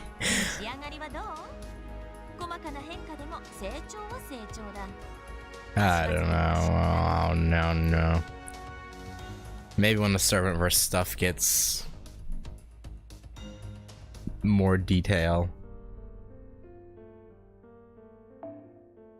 I don't know what the hell's going on. Alright. Free rare prism. Yum. Alright, the Gold King Ozymandias. See, the nice thing about Camelot is there's been a lot of these like 1 and 2 node parts of sections, so it gives you a lot of Saint Chords. Like you get a lot of Saint. Well, I wouldn't say a lot, but a decent number of Saint Chords pretty quickly.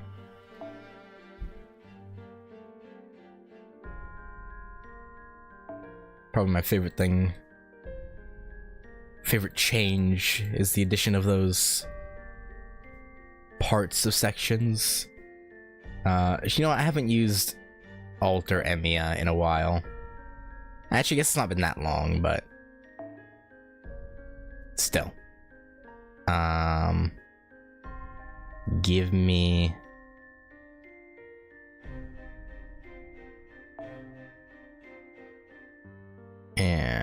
yeah, this'll work. What's this?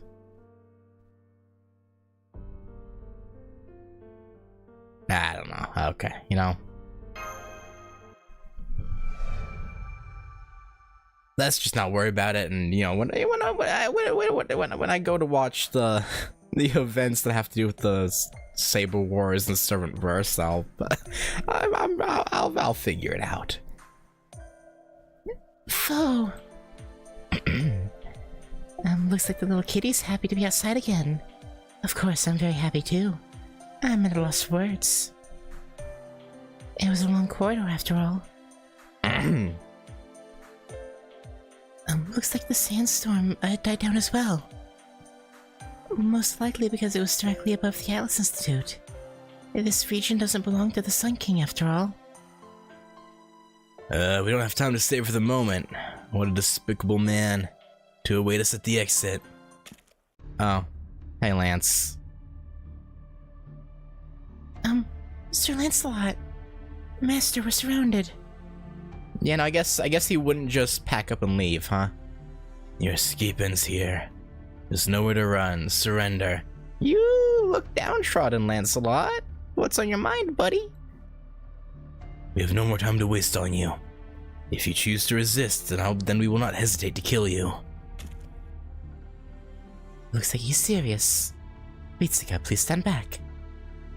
A failure of one of the Knights of the Round Table must be dealt with by a knight.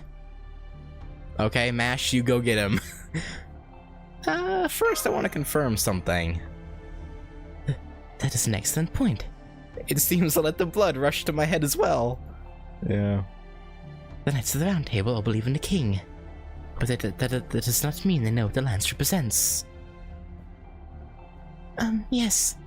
After following the Lion King without understanding the role of the lance, it makes sense that they would be convinced. Yeah, we'll see. Sir Lancelot, before we fight, I have a question for you. Do you know what the lance really is? What the Lion King is after? What? The Holy City is no ideal city. That is the tower at the ends of the world. It gathers the most ideal humans and places them in a cage. And when that is realized, the entire area will disappear. What the Lion King is doing goes beyond what humans must do. No way. Sir Lancelot lowered his sword. It seems like even the Knights of the Round Table weren't informed about the lance. Was he just stabbed in the back? Or...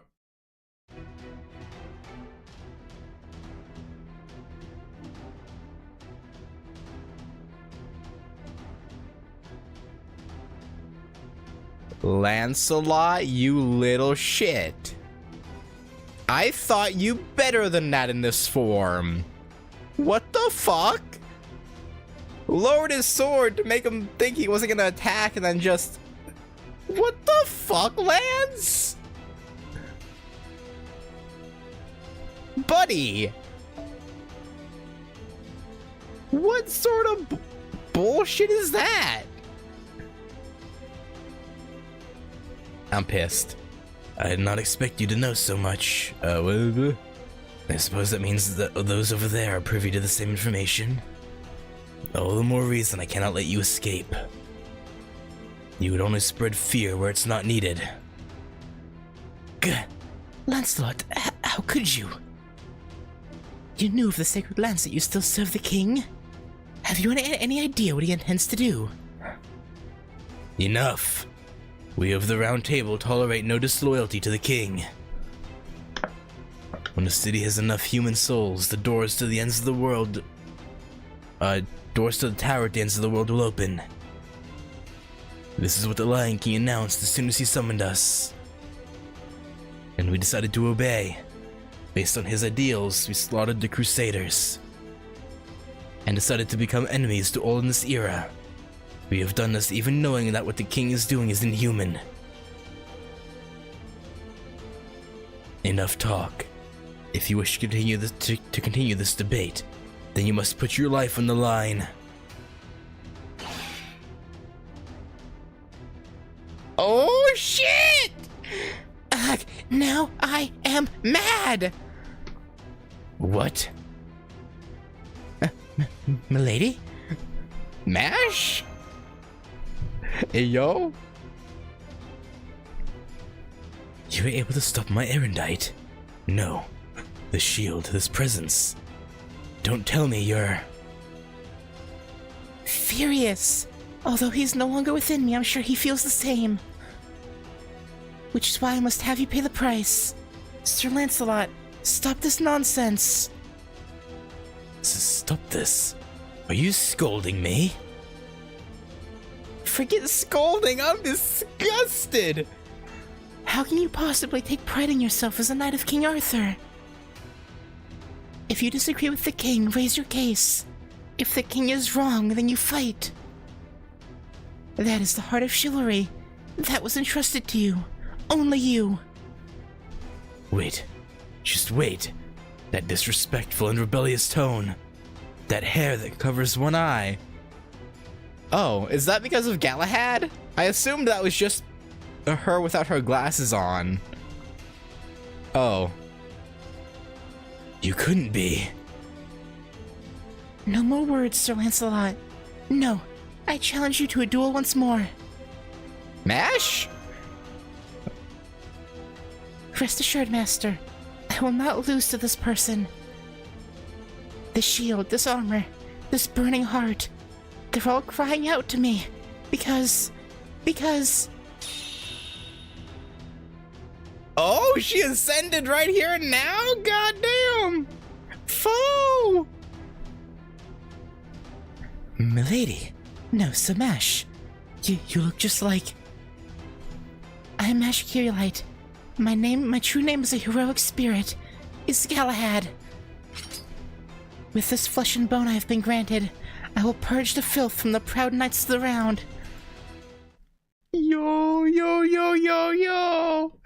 Get his ass, Smash! Get his ass! Surely you're seeing Galahad, even if it's not quite him. Surely that will convince Lancelot to back down, surely.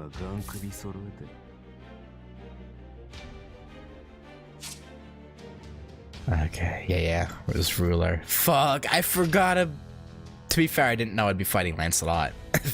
To be entirely fair, I didn't know I'd be fighting him here. Hang on.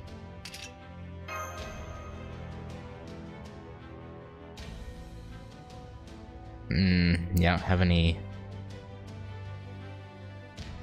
okay. Well, we can power through with... what we have. We will be fine. Now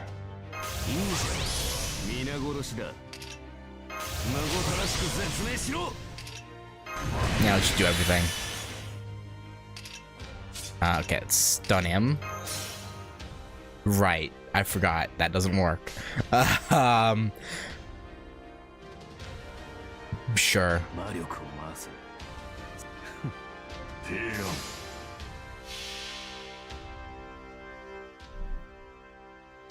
I am the bone of my soul.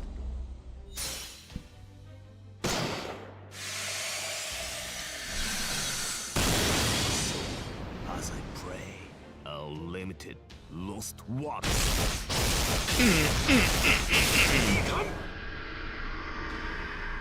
Still as gruesome as ever.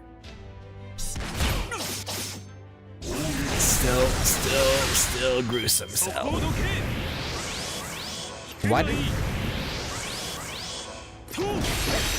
I don't think I questioned it last time when we fought him. Why does he pull out a stick?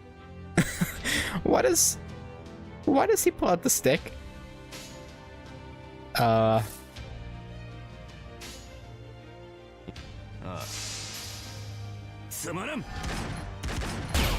I'm sure there's lore reason for that, but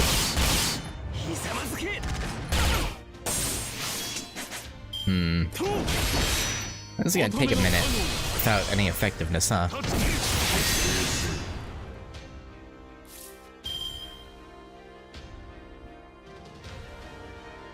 Oh, it's reference to that. Okay. Because he fought off a night ambush with just a... Okay.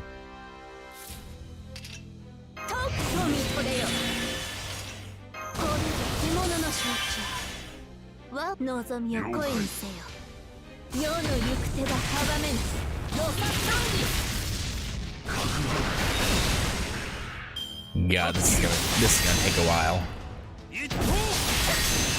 Ow. Bro really doesn't want us to live, huh?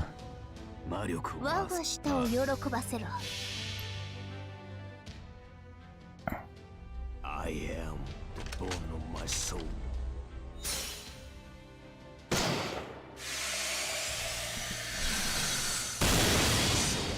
As I pray, our limited lost waters.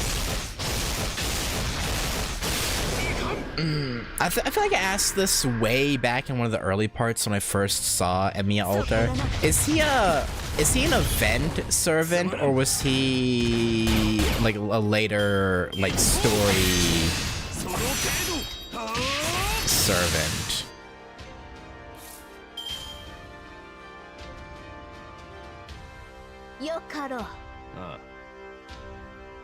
He's a story chapter release, okay. Yeah, because I'm quite interested to see his deal. So I'm looking forward to that. Oh boy, here we go.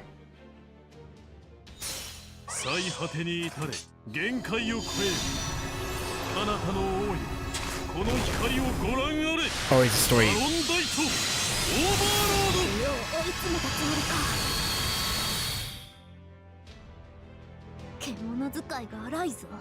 His deals are okay. Well, there goes Draco. Alright. We're not doing so hot. But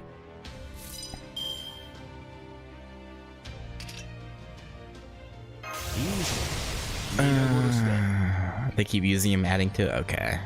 Yeah, don't say too much.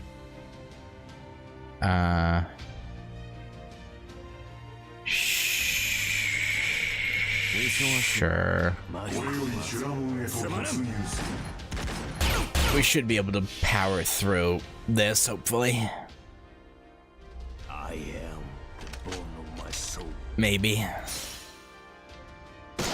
I feel like as I pray, our limited lost what?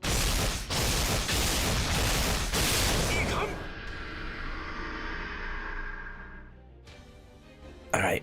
Alright, Tomatomo, your turn. Please do like 20,000. At least. Ideally. Probably won't. You're probably gonna disappoint me.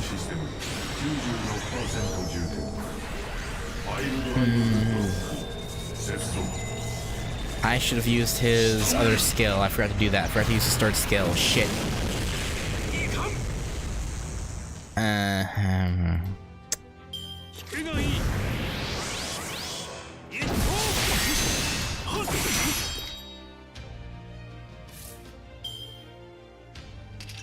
Yeah, this would have been helpful.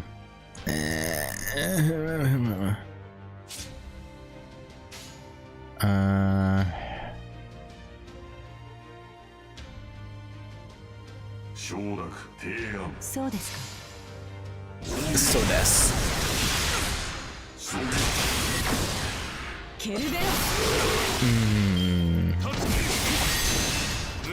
I might actually have to redo this fight. I didn't think I'd be fighting him, so I didn't think about the いいでしょう。そうですか。怪物の進化を。乱暴で何が悪いのです。水ヘビよ。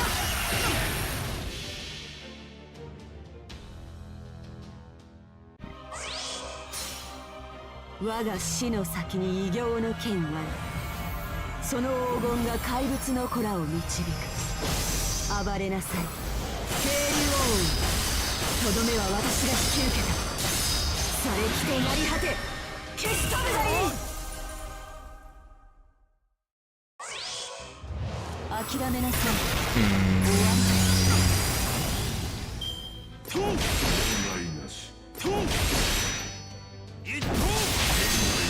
Bye, Tomatomo. Alright, double Medusa. Double Medusi. 共に行きますか。輝け黄金剣。共に行きますか。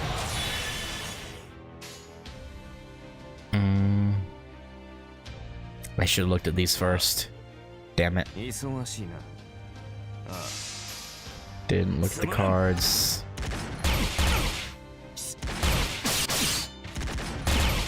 Yeah, I'm gonna have to redo this fight. And put Gorgon in. Okay. Gorgon and Quetzalcoatl. Well, no, Quetzalcoatl wouldn't work. I mean, I guess she would work, sort of. It should be neutral. But yeah.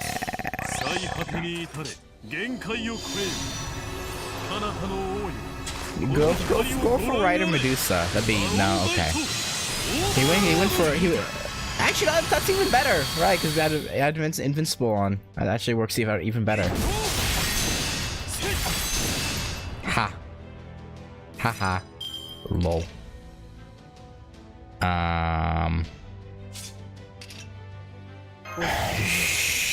Damn it. Okay.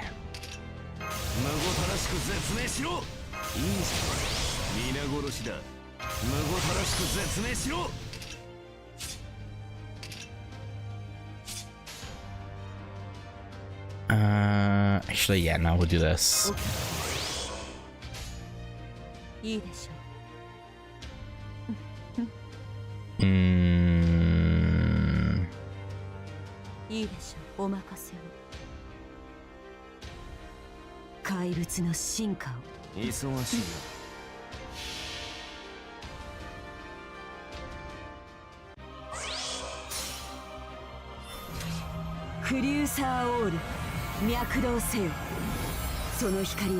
Oh, Lancy boy.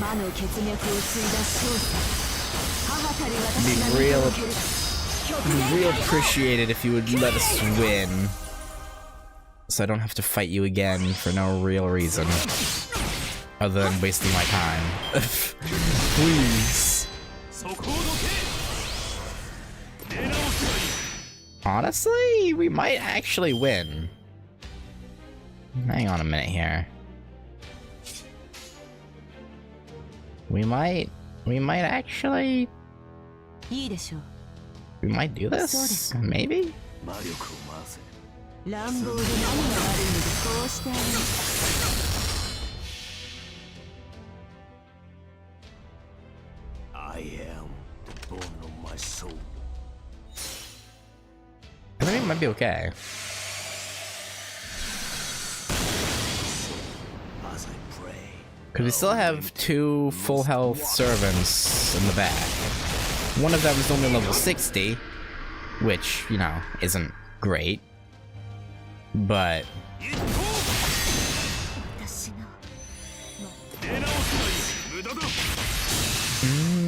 Okay.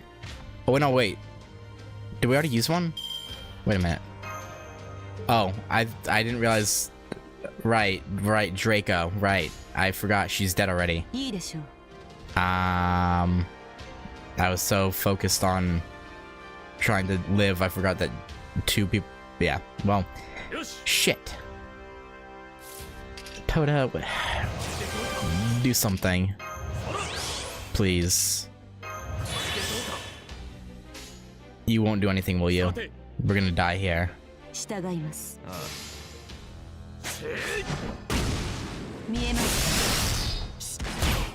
With any luck, he'll attack only Toda this turn. Okay. Thank you. Real nice of you.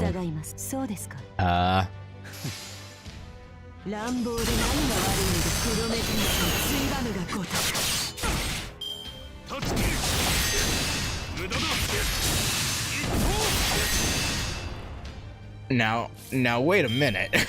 now wait a minute.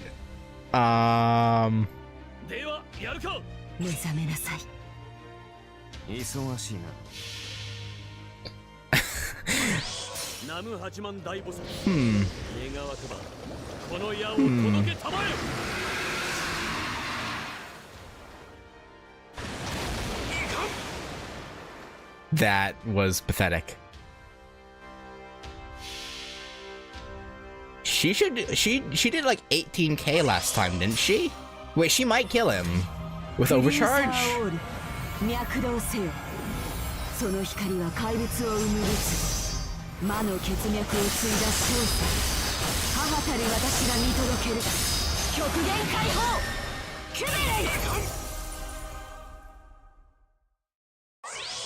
Forfeit and yeah, there you go, Lancy boy. How'd that feel, buddy? We're limping. We're like kind of maimed a little bit, but well, you know, it works.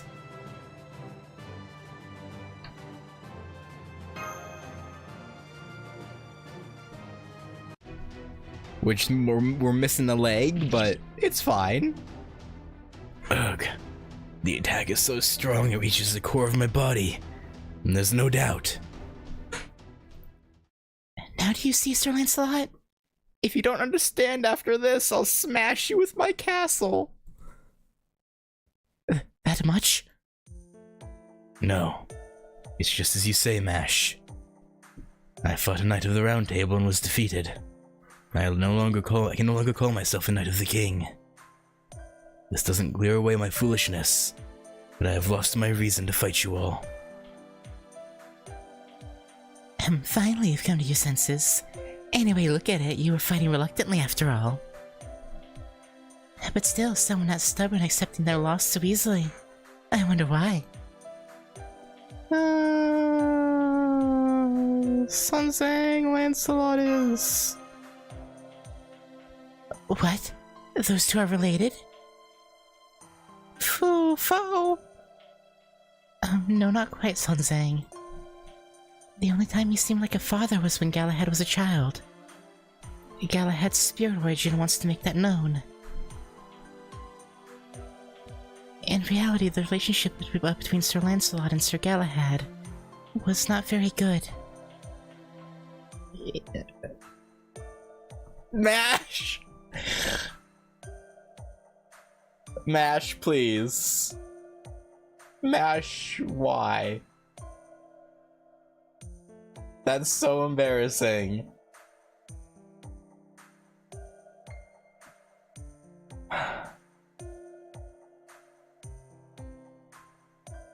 I get what she's doing, but Jesus. Isn't that right, Dad? He's blushing. I wanted things to go well. I'm sorry. Calling me that is bad for my heart.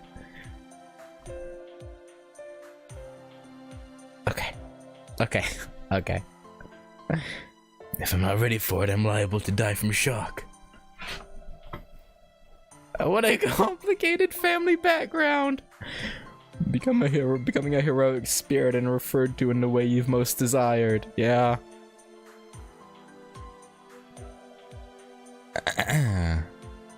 The hostility and bloodlust have been neatly and cleanly erased. Sir Lancelot's no longer an enemy, I see. Now what do we do, Ritsuka? Capture Sir Lancelot and enter the Holy City, or entrust him to the mountain people? That's an option as well. Revenge for Da Vinci! Now, what about making him an ally? An ally? Ha! You're right. You say so naturally, what even I would have difficulty spitting out. If Sir Lancelot became our ally, I cannot ask for more. As I was defeated, my life is yours. However, before that, I want to show you something. A certain place. If I disappear, all knowledge of it will be lost. More than anything, I would like to avoid that. Fate's Galahad's origins are one of the biggest mysteries because without time travel or time dilation, there's no way to fit Galahad's story into Fate version of Arthurian legend.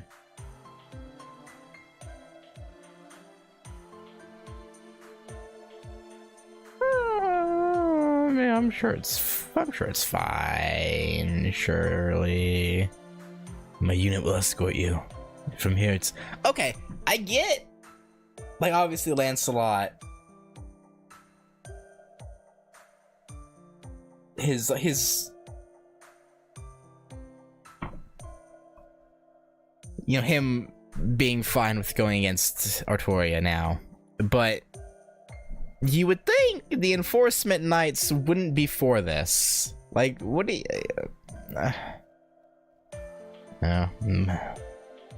My unit will escort you. From here, it's only half a day's travel. He seems to have his reasons. What should we do, Ritsuka? Let's go see what it is. I'm down. I understand. But what kind of place it is? Or is it? That's weird they had it as it is. Instead of is it. A campground? In a place like this? And what's more?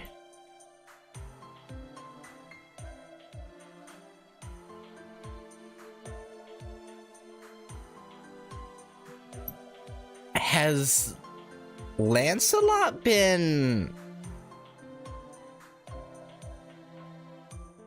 secretly going against the king's orders?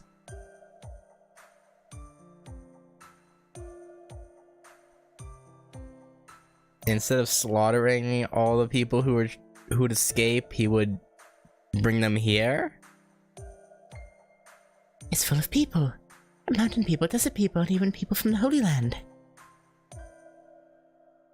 On top of that, this place wasn't built yesterday. You could even say this is a refugee village. Sir Lancelot, you gave the refugees shelter here? There was no choice but to send those chosen by the Holy Selection to the Holy City. I was free to do as I wished with those who weren't chosen. The king didn't order me to execute them. Oh. But then why was Gawain executing?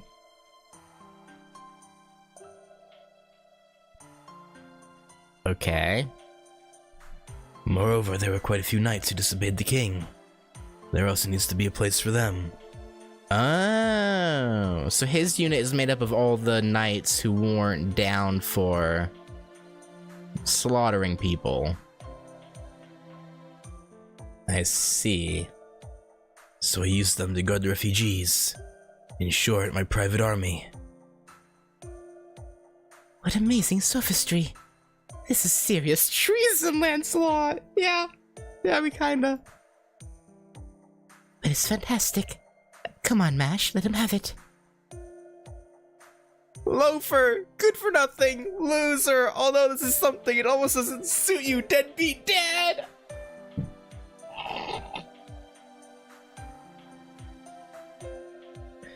Damn, Mash.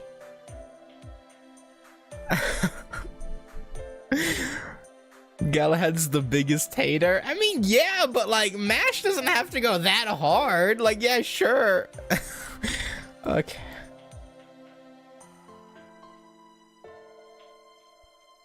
Jesus.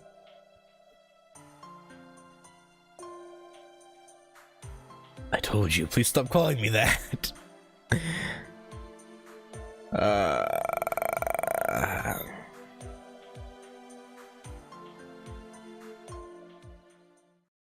Well, just when I was wondering what all the...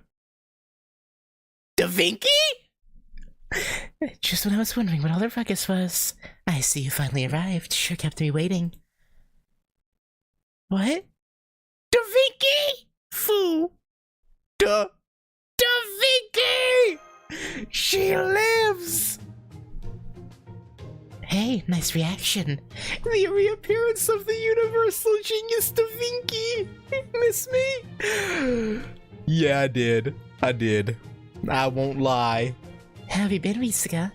Shall we start with a toast celebrating our reunion?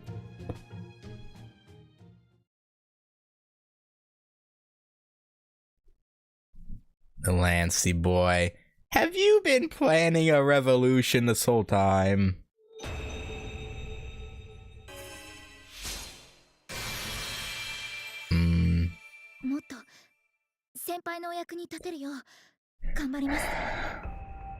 Oh, you're a big help. Transient wall of snowflakes. Increase all allies' defense to honorable wall of snowflakes. Increase defense level 1, 3 turns, and apply incoming damage cut 1 time for all allies.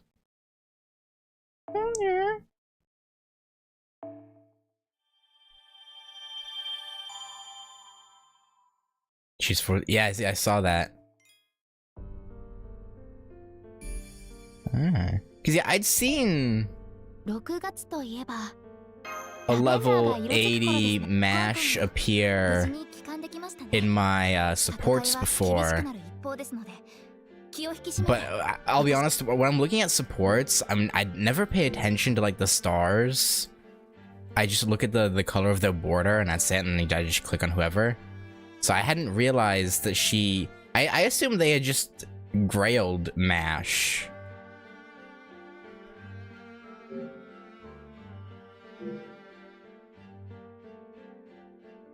Interesting.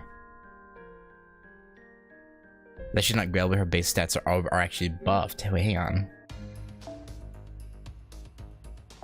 Uno momento. Where is she? There she is. I don't remember what her stats were before. But I feel like that they are higher? Yeah, I think she was at like 68, 89 or something before, or something like that.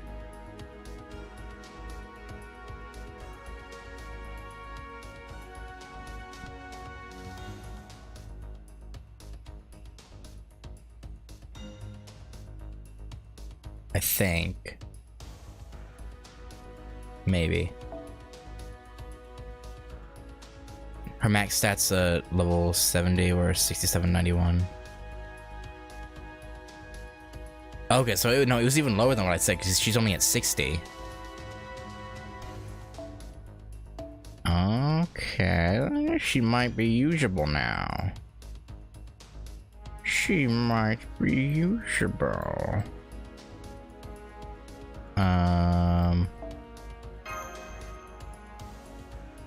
Alright, you know what?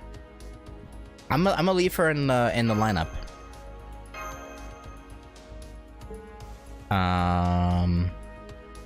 Just because she's actually functional now. Also, I should have. Hang on, let me also put what little. I'm blind. There she is. What little resources I have into her. Level her up a little bit.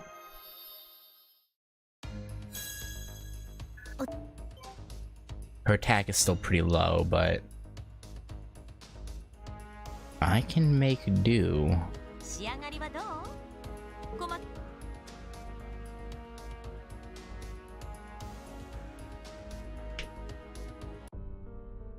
Alright, the Hidden Village.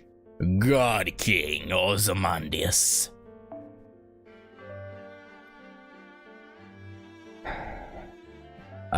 Yes, I'm going to use fucking Lancelot.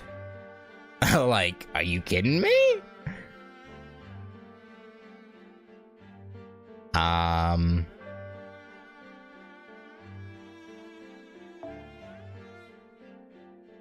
You know what? Yeah, let's go canon mode. I don't think Toda's actually one of the ones we can use. It's not really canon mode, because it was just Lancelot and Bedivere. So yeah, he's in the back for now. Yeah, this will do. This will do.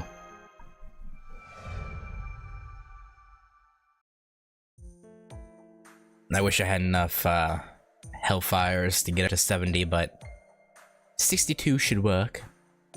What? No reunion hug? I guess not? That's too bad. I was looking forward to it. Bring it in, Da Vinci. Come on. Come on. Well, I'll just put it down to you being too shy to hug in front of people. At any rate, I can plainly see your happiness. But if you open your mouth that big, you'll dislocate your jaw. I mean, can you blame them? That Toad, it's the real Da Vinci-chan. Good, finally connected. It seems like you've returned from the desert zone. This still looks like a desert to me, but okay. Your safety is the most important thing. I see Da Vinci there as well. Yep, all is right in the world. Wait, what? Da Vinci? You mean she lived through being so spectacularly blown to pieces? Yerp. Oh, Romani, thank you for such an unsightly reaction. When I return, let me test out my new skill, the astronaut home run.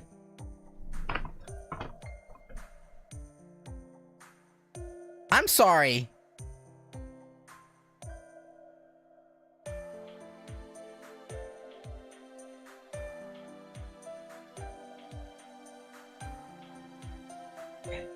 Astronaut home run makes me think of My Hero Academia Season 1 during the battle trials, and I mean, Uraraka called it the meteor home run, but she's astronaut themed. So, okay. Maybe reference? Maybe? Probably not, but still. That's what it reminds me of.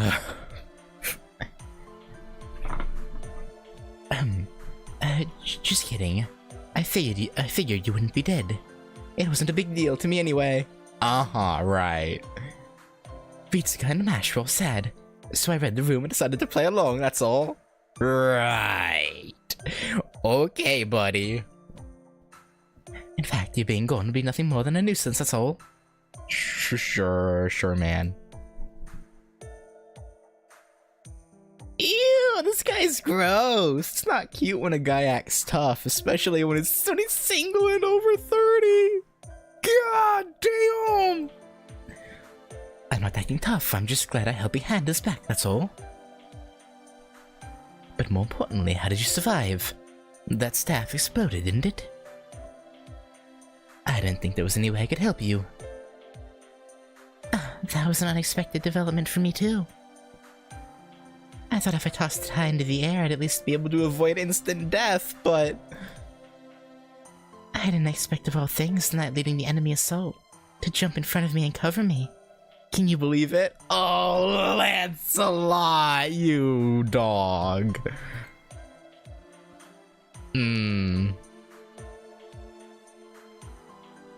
Sir Lancelot saved Da Vinci?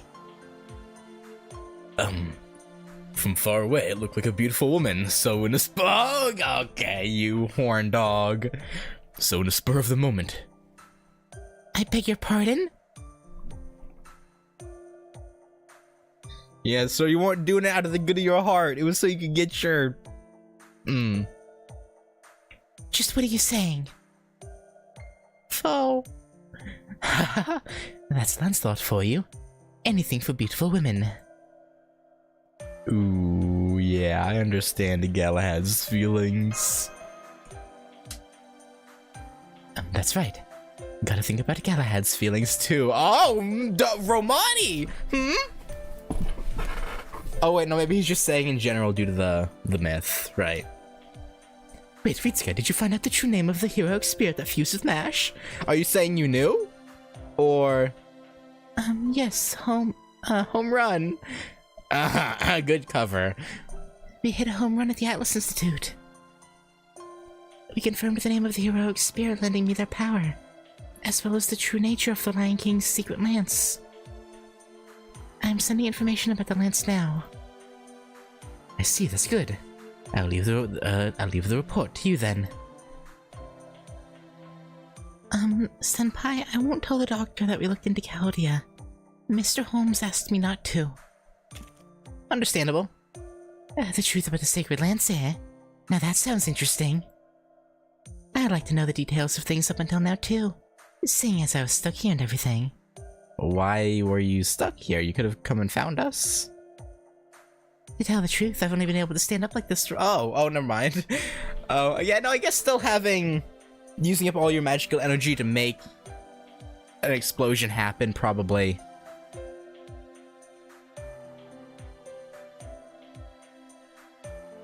Yeah, okay. Before this, I was confined to my bed. Well, I suppose I did hear about your exploits from him, though. From him? Or from him? Me, young lady. We met once before, haven't we? Yeah, we had to beat your men's ass.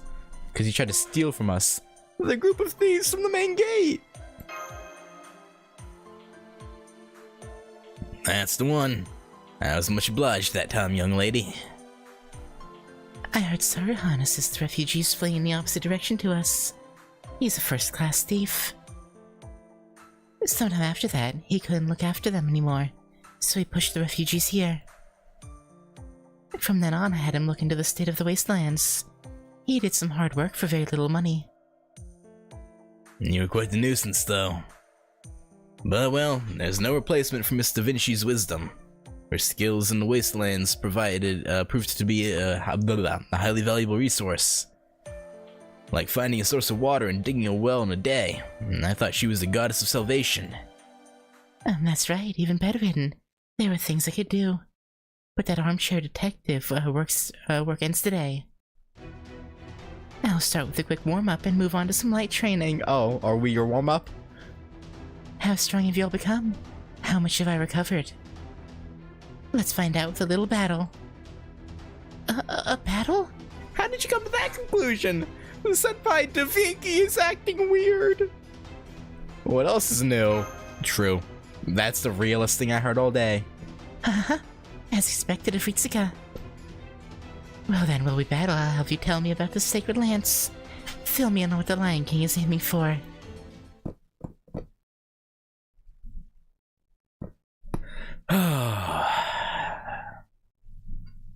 You know what? As far as filler battles go, this ain't that bad. I'll be honest. Like, it's you know, obviously Da Vinci would want to make sure she's in tip-top shape. You know, this whole thing makes me even more want to try to pull for the Knights of the Round, because they have a banner in a couple weeks too. So I kind of like I was already thinking about it before, but now even more so. I'm like, よかろう。そこだな。 really pondering it.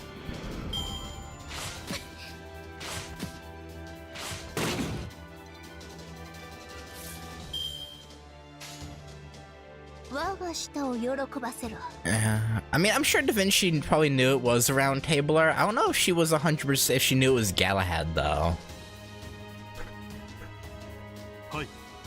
よかろう。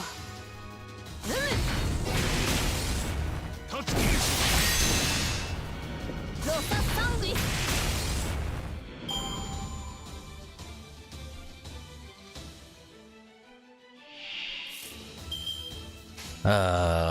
Alright. Father-son combo? Or I should probably do Divine. Well, I can still do father-son combo. よかろう。 Just with Draco at the end. 行くぞ。ルクスリア。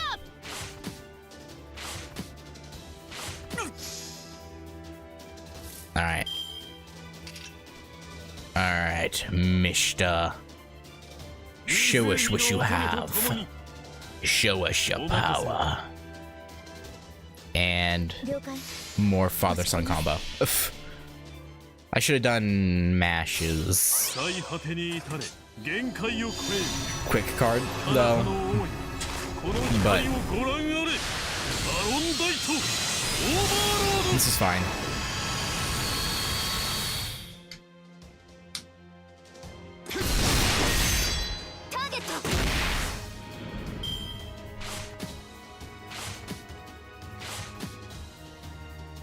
Alright.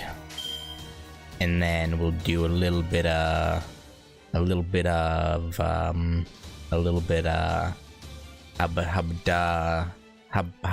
舌を喜ばせろ。 はい Will these two kill this front guy is the question.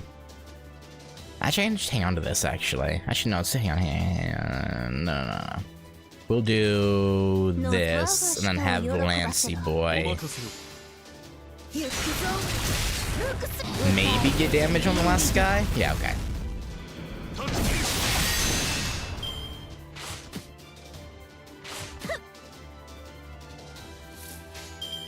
よか。望みを声にせよ。ロササングイ。 And dead. ブラ。 Alright, Da Vinci. Fight us yourself, coward. Oh, Saruhan. He's more muscly and less fat than his sprite would have you believe. You know, his dialogue sprite. Okay, well, no, that's fine. No, I should probably do this. ステータスアップ。 This right, yeah, that pesky lighting. 倒れません。ステータスアップ。 Also suddenly Celtic, true. Very true. 政権よ共に Now, surely, よか。我が舌を喜ばせろ。 we won't die. 行く手は阻めぬ。ステルビ。 And by we, I mean mash. どこから手をつけたものか。盛大に行こうか。 Alright, good. Everything is working as intended. And then we'll do a little bit of...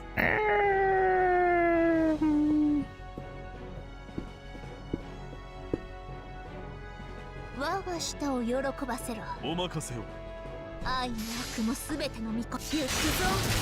ルクスリア。 一刀 this. Taste our wrath, Da Vinci. 終焉を We'll show you the true power. セイバロンドムスアウレアよ砕けラウスキラのクラウディウス我が情熱は豪華のごとく How'd that feel, Da Vinci? You like that? Ha. Ha. 0. Lol.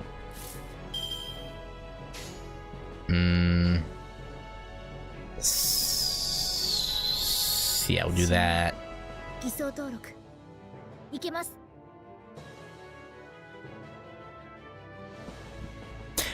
I don't know if it's because I got used to hearing her have like a much softer tone with how I voice her during like cutscenes. I don't like how she sounds now. I don't know. Maybe I'm cray cray, but I don't like yeah, I don't know. 展開します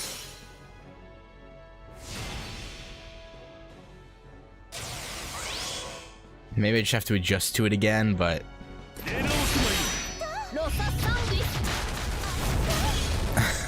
I got too used to the way I did it. Okay, Mash, I'm not letting you die. We're bringing in the big guns. Gets done. Damn. It didn't work.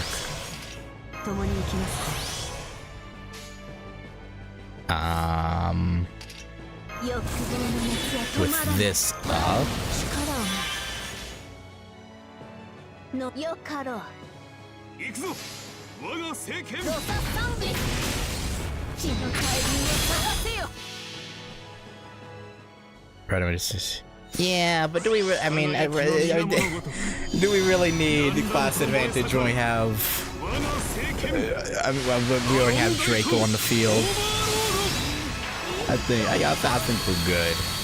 I think we got it. We're about to get hit with a nuclear bomb, but. 北欧の大神知恵の果実我が英知我が万能はあらゆる英知を凌駕する Hmm. 魚のウニベルサーレ Yep. Nuked.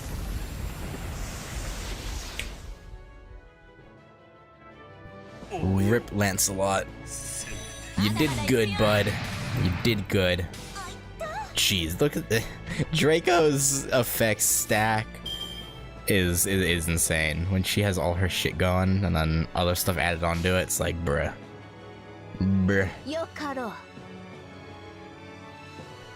我がよかろう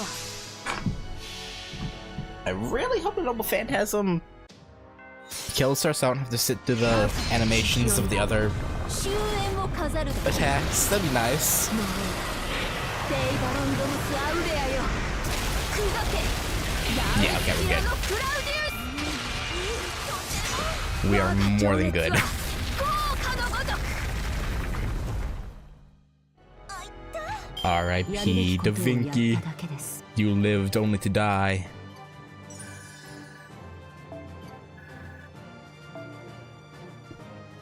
Fool's Chain.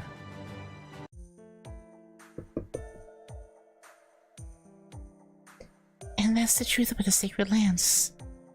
Do you understand, Da Vinci?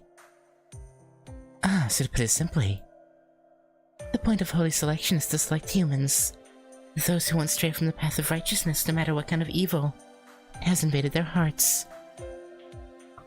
To gather people of lawful good alignment into the holy city Camelot, and then absorb Camelot into Rangominiad, thereby creating a sort of space colony that can continue to exist no matter what kind of isolation it's in.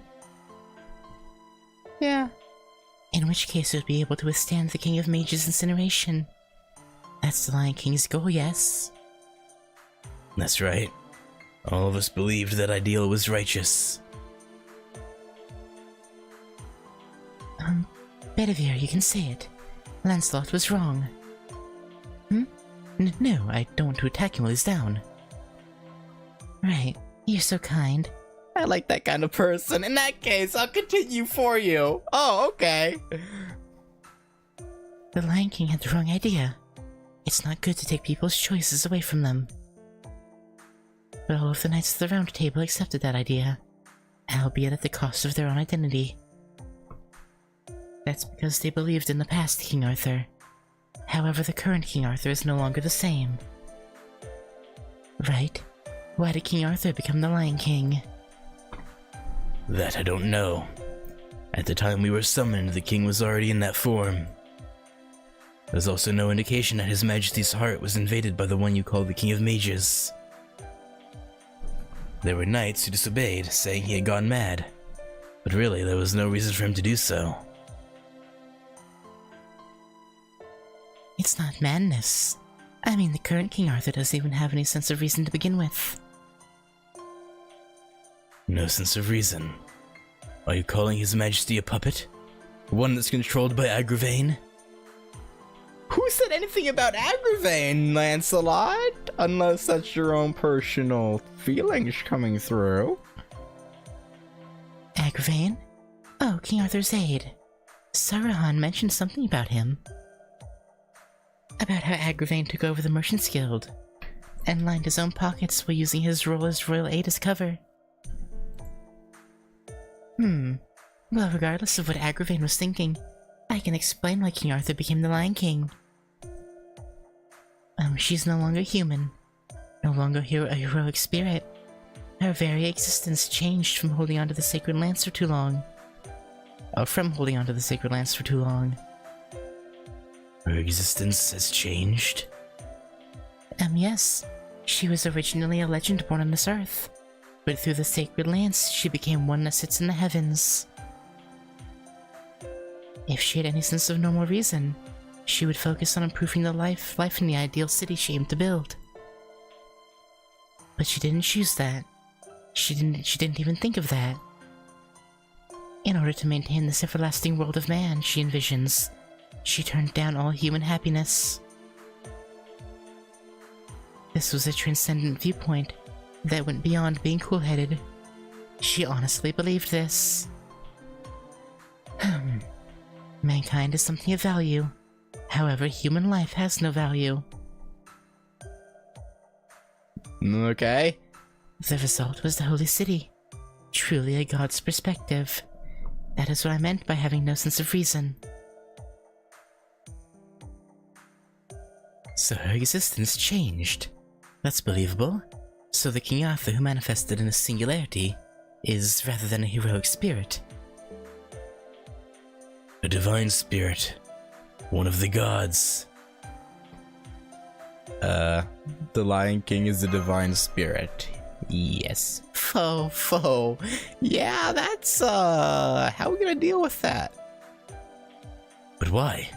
Why did it turn out that way?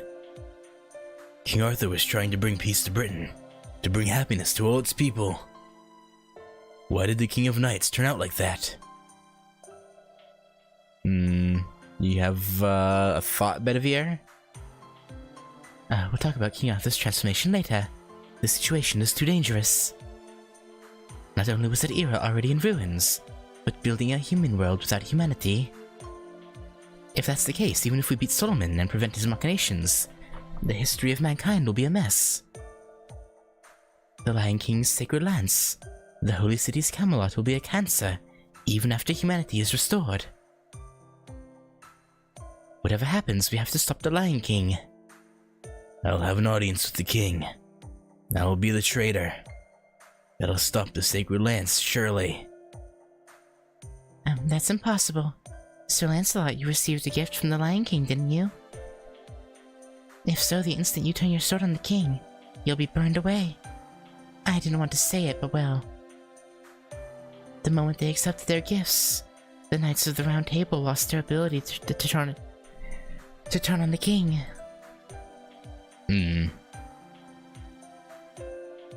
That's a bit of a problem. We have no choice but to join up with Hassan and attack the Holy City up front. But That mighty skeleton guy said he would come to the battlefield, but that alone wouldn't be enough to beat the Lion King's armies. The difference in the forces is too great. Plus, there's the light of judgment, too. Attacking as we are now would be suicide. And suicide is absolutely out of the question. I don't mind doing it myself, but to have it done in front of me by someone else would drive me to tears. We don't have the forces to attack the Holy City, but no one else has the strength left to help us. Is that true? I mean, we were just helped by Nito a little bit ago. Maybe if, good old Ozzy knew what was up, he might lend us whatever other servants he might have under his command. Because I doubt he only has Nito, right? Surely he has some other servants aside. Ritsuka? Someone does have strength to spare. King Ozymandias. What if you asked the Sun King to help us? There's no way. That haughty king would never come to our aid. Yeah, I'm opposed to that idea, too. Besides, once we defeat the Lion King, we'll have to think of how to defeat Ozymandias, too. No, we may have overlooked that.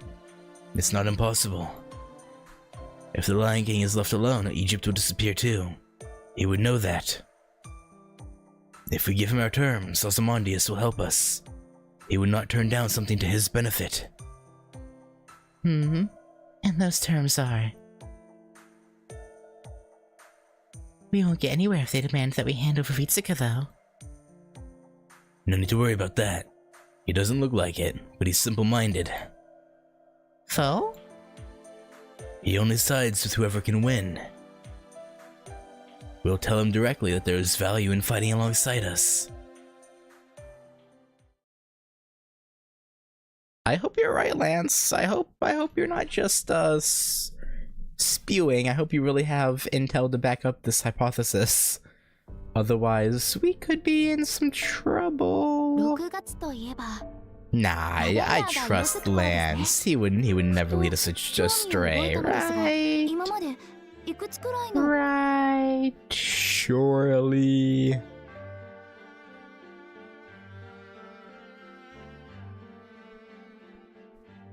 He would never do us wrong. Yeah, Mash can stay in.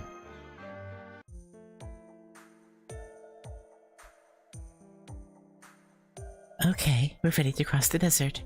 Shall we leave soon, Ritsuka? The group consists of Ritsuka, Mash, Sanzang, Toda, Sir Lancelot, and his elite followers.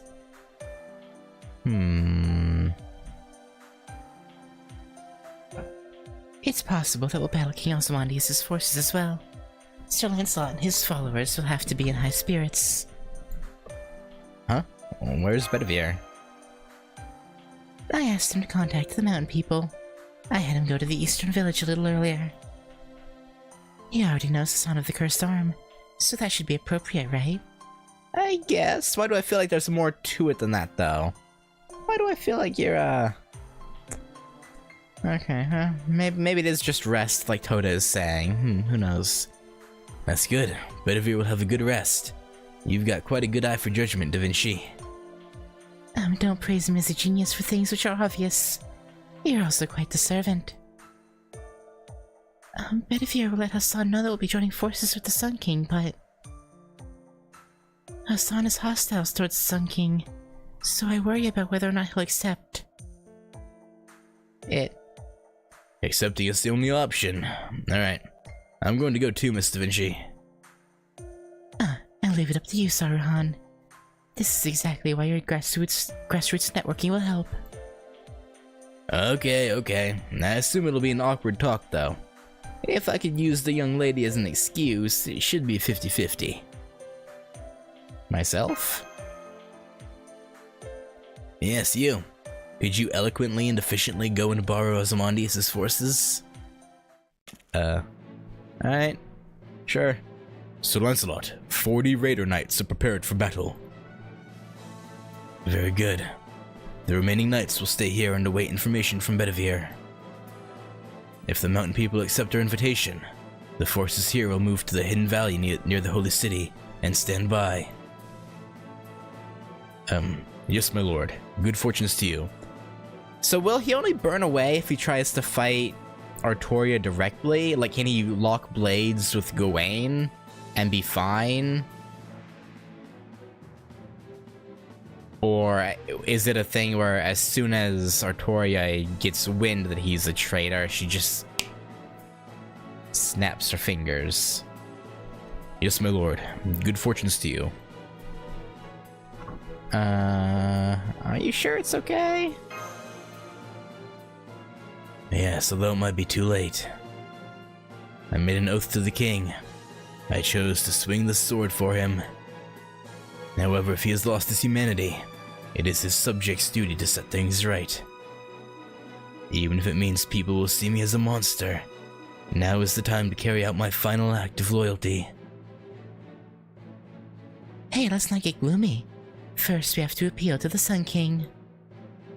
Right. We have to look as strong as possible and convince him that there's no way we'll lose. Ritsuka, Mash. We won't be able to communicate in the desert, so be careful. Okay, Ritsuka. Let's board the new and improved Ornithopter. It's been reborn.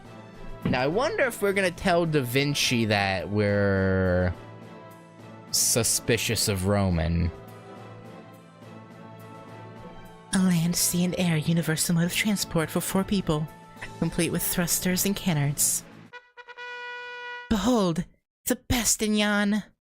Does it have cat ears?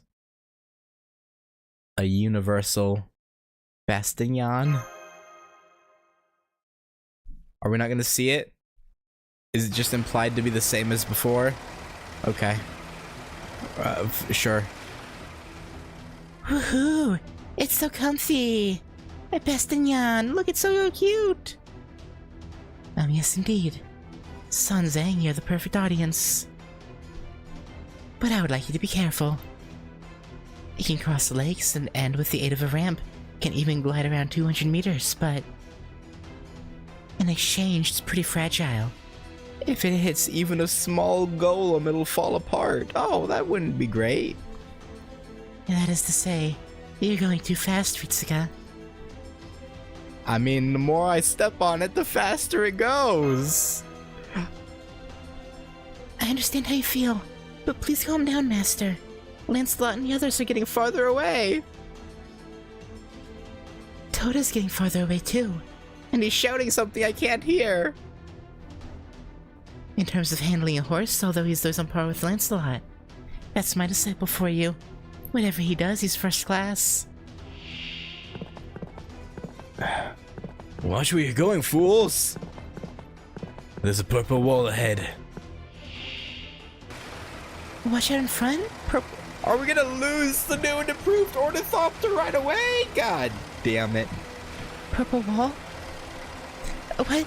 Senpai, emergency brake! My apologies! Woohoo! We're drifting in the desert! Hollywood!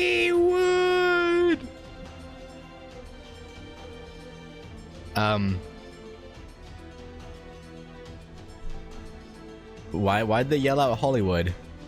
That's those mysterious life forms from some time ago. There's so many of them, they're like a wall. The ones that lived seem to have multiplied. What marvelous vitality. But it was a mistake for them to try to take their revenge. This time we'll annihilate those Mysterious life forms. Oh, Da Vinci, you're scary. Talking about annihilation. That, very scary. Oh, speaking of these things, I wanted to it's okay. This was literal weeks ago now, but I think on the last part of America, or the second to last, one of those, we came across these, and I made a joke about obviously because you should pronounce it as demon technically, right? It's another way of spelling demon. but I said Damon and made a joke about Matt Damon and not dating under 25. Literally right after the stream ended, I was like, that made no sense because that's Leonardo DiCaprio, not Matt Damon, who goes for the younger women. I know it was ages ago and I doubt anyone cares, but I felt like I should correct that. I literally like dissed Matt Damon for no good reason. I don't even know if anyone remembers that, but I felt the need to correct that because literally like an hour after stream I just hit my mind that was like, wait a minute, that wasn't Matt Damon who does that. It was DiCaprio.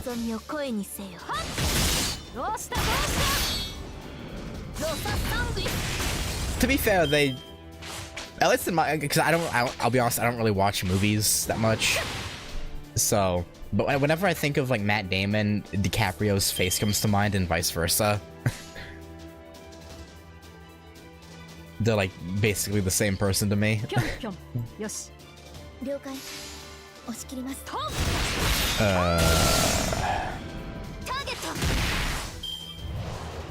Again, entirely random, and I doubt anyone cared, but I felt the need to correct myself on that. Alright, get rid of this little one first.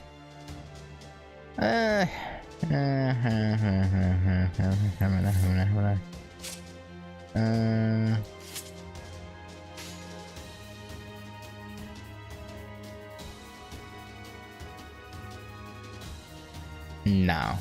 I'll eat the charged hit from it, actually. Let me take this front guy out.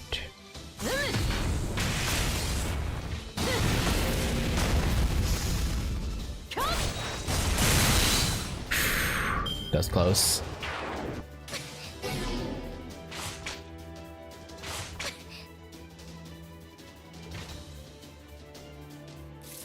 Okay. Let's do gear. Put that on. These things aren't undead, I think, so that'd be a waste. Alright. What's the Noble Phantasm? Level 2? She maybe will kill this front one? She's level 100?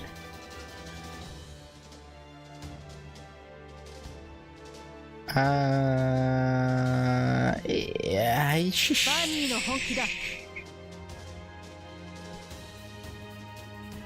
yeah, I'll do this to be safe. Just because overcharge won't matter anyway.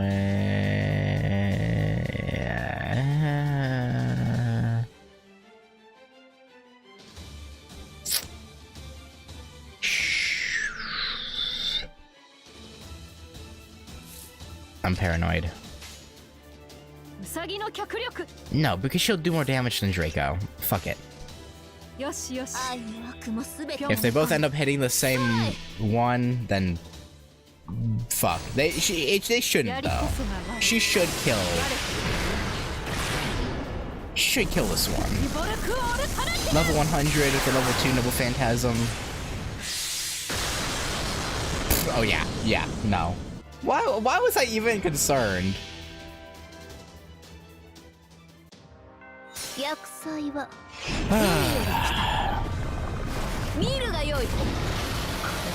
I always overestimate or underestimate damage that I'll do.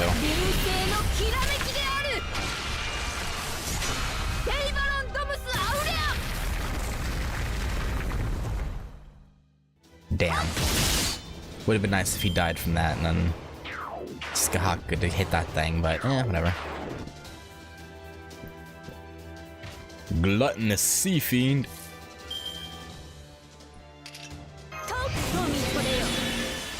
What are they fiending for?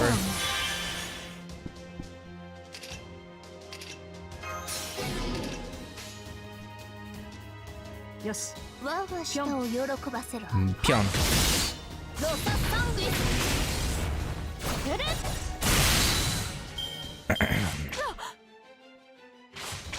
Ow. No, Mash! Yamete! Yamero! 我が舌を喜ぶ。ぴょん。よ、我が舌を喜ばせ。 Pion. 世の行く手が阻めぬ。イラ。 A little bit overkill. Ow. And now, 望 death. みを声にせよ。従います。 Oh, bust. サングイス。 Yeah, bust all over him. Yeah, この you got it. 件も満足しています。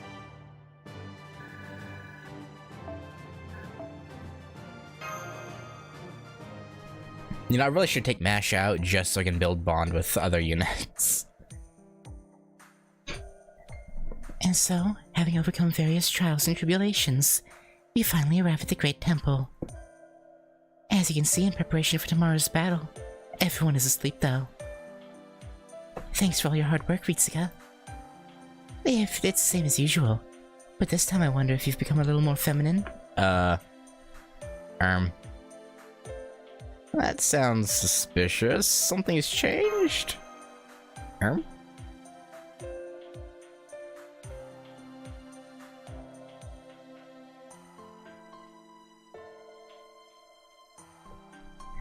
Something?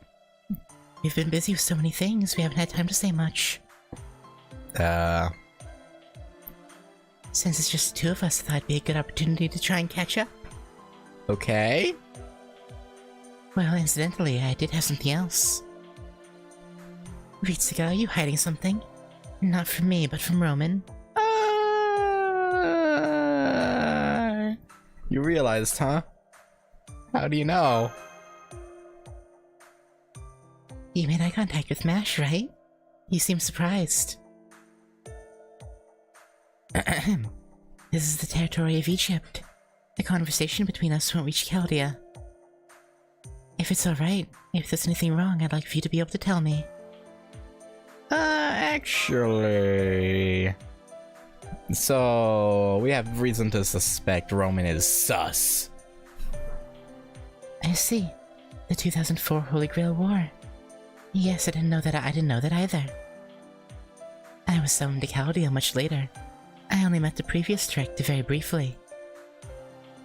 Near the end of that year, Maresbury died. I didn't know about the relationship between Romani and the former director. Oh, speaking of which, a heroic spirit was summoned into Mash shortly before my summoning. At that time, Mash's condition got worse, and the former director apparently asked Romani for help. Romani learned of heroic spirit possession experiments at the time, and seemed to regret his foolishness. He had been in Chaldea for some years, but never realized that section existed. Of course, I was shocked too, then angry. I wished I had never been summoned to Chaldea. I mean, yeah. Understandable, realizing they were doing experiments on technically artificial children, but children nonetheless. That's... I'd be pretty pissed too if I realized the people I was working for were running those experiments under my nose. Well, there's a chance that heroic spirit summoning could disappear in the future. And I had a scientific curiosity, so I couldn't turn it down. But the biggest reason was Romani. I knew from one look.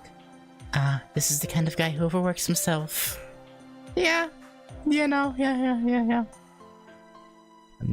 Overwork himself? I mean, we already know already. He's been kind of doing everything. Romani is only human, not a mage. Just like you, he experiences various emotions when dealing with challenges.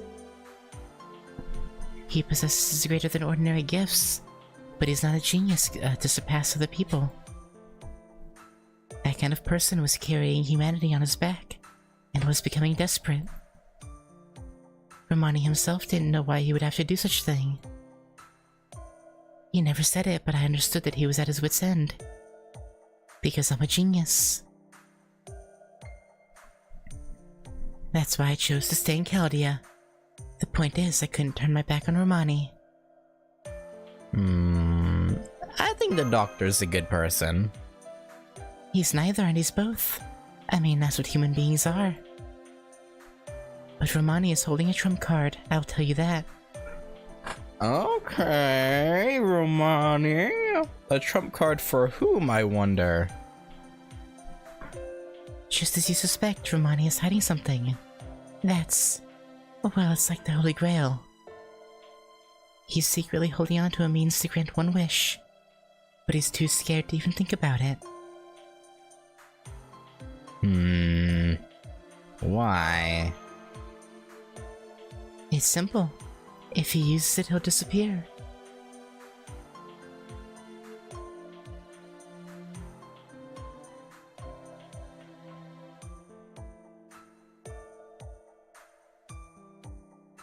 Okay. That's why he can't use it. You mean he'll die? Yeah, something like that.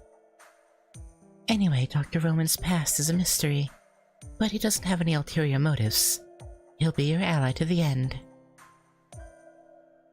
That alone I would stake my title of genius on, so please don't pick on Romani too much. As you know, his will is like tofu. If he loses confidence, it will have an effect on your chances of survival.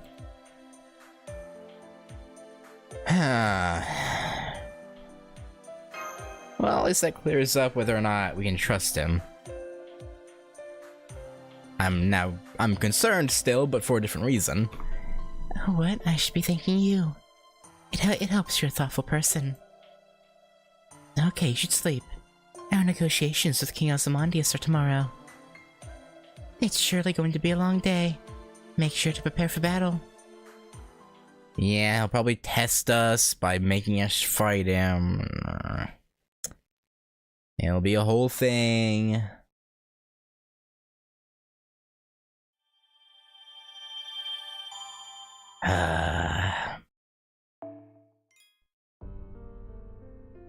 But we must do what we must do. For the sake of the do. Great temple, God King Ozymandias. Oh god, it's 4 nodes. I think I'm gonna stop here. Just cause that alone will probably take an hour and a half, if I had to guess. Assuming there's a ton of dialogue. So yeah.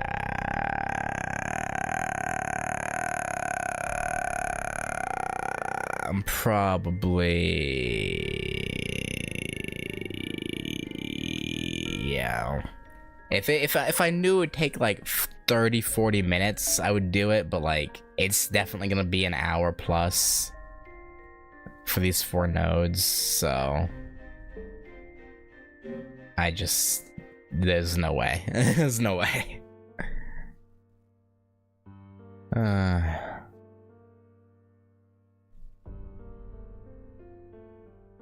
Let's still manage to save anything really.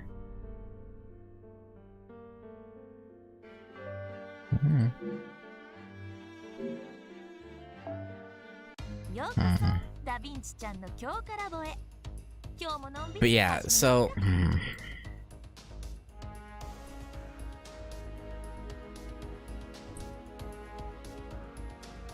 I'm assuming she said it was something like the Holy Grail. I'm assuming he doesn't actually have a Holy Grail.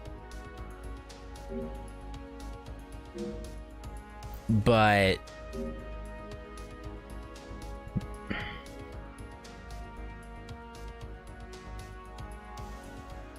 if not a Holy Grail, what could he possibly be holding on to?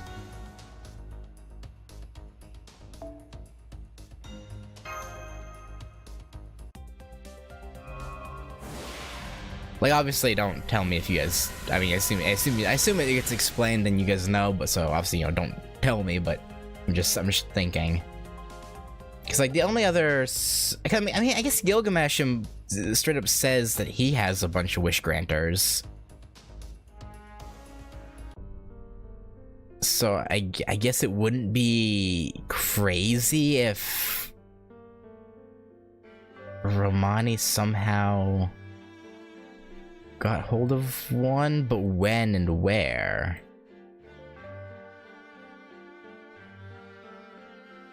Is the question.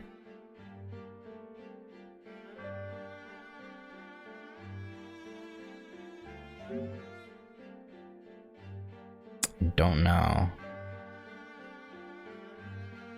I guess one of those things where I guess I'll just have to wait and see for when that comes up, because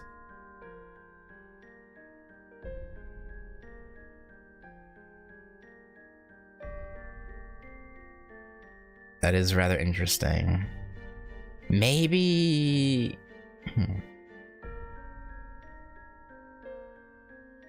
This is a really far-fetched idea, but maybe Marsbury didn't wish for a fortune with the Holy Grail when he won. Maybe Romani used to be rich, and he gave Marsbury all of his money in return for the Grail. Like, maybe Romani had hired Marisbury to win the Grail for him.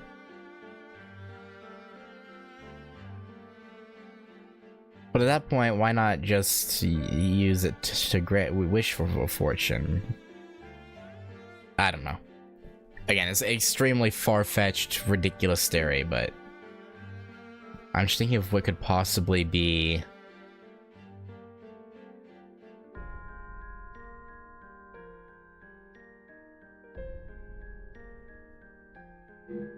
the case. I don't know. I don't know, but as I said though, with the power of his VTuber like a JoJo stand, he's gonna appear.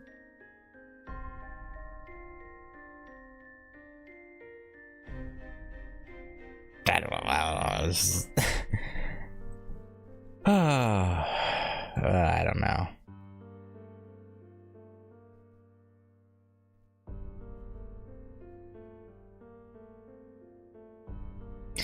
I'm just now thinking though, we don't see Romani. Romani didn't say anything at all during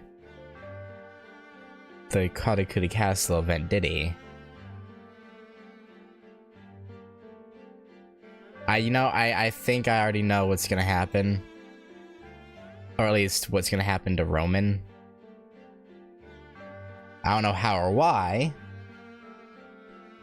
But, yeah, I have a feeling what Da Vinci said will come to pass. I think our boy is gonna disappear into the ether.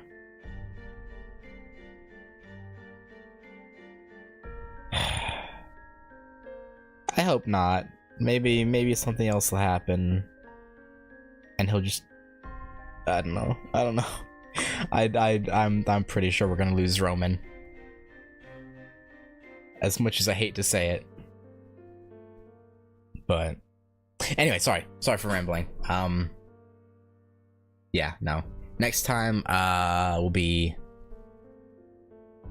trying to convince Ozymandias, and that'll be on Saturday. It was gonna be Friday, but I found out yesterday that I'm busy Friday, so I can't do Friday.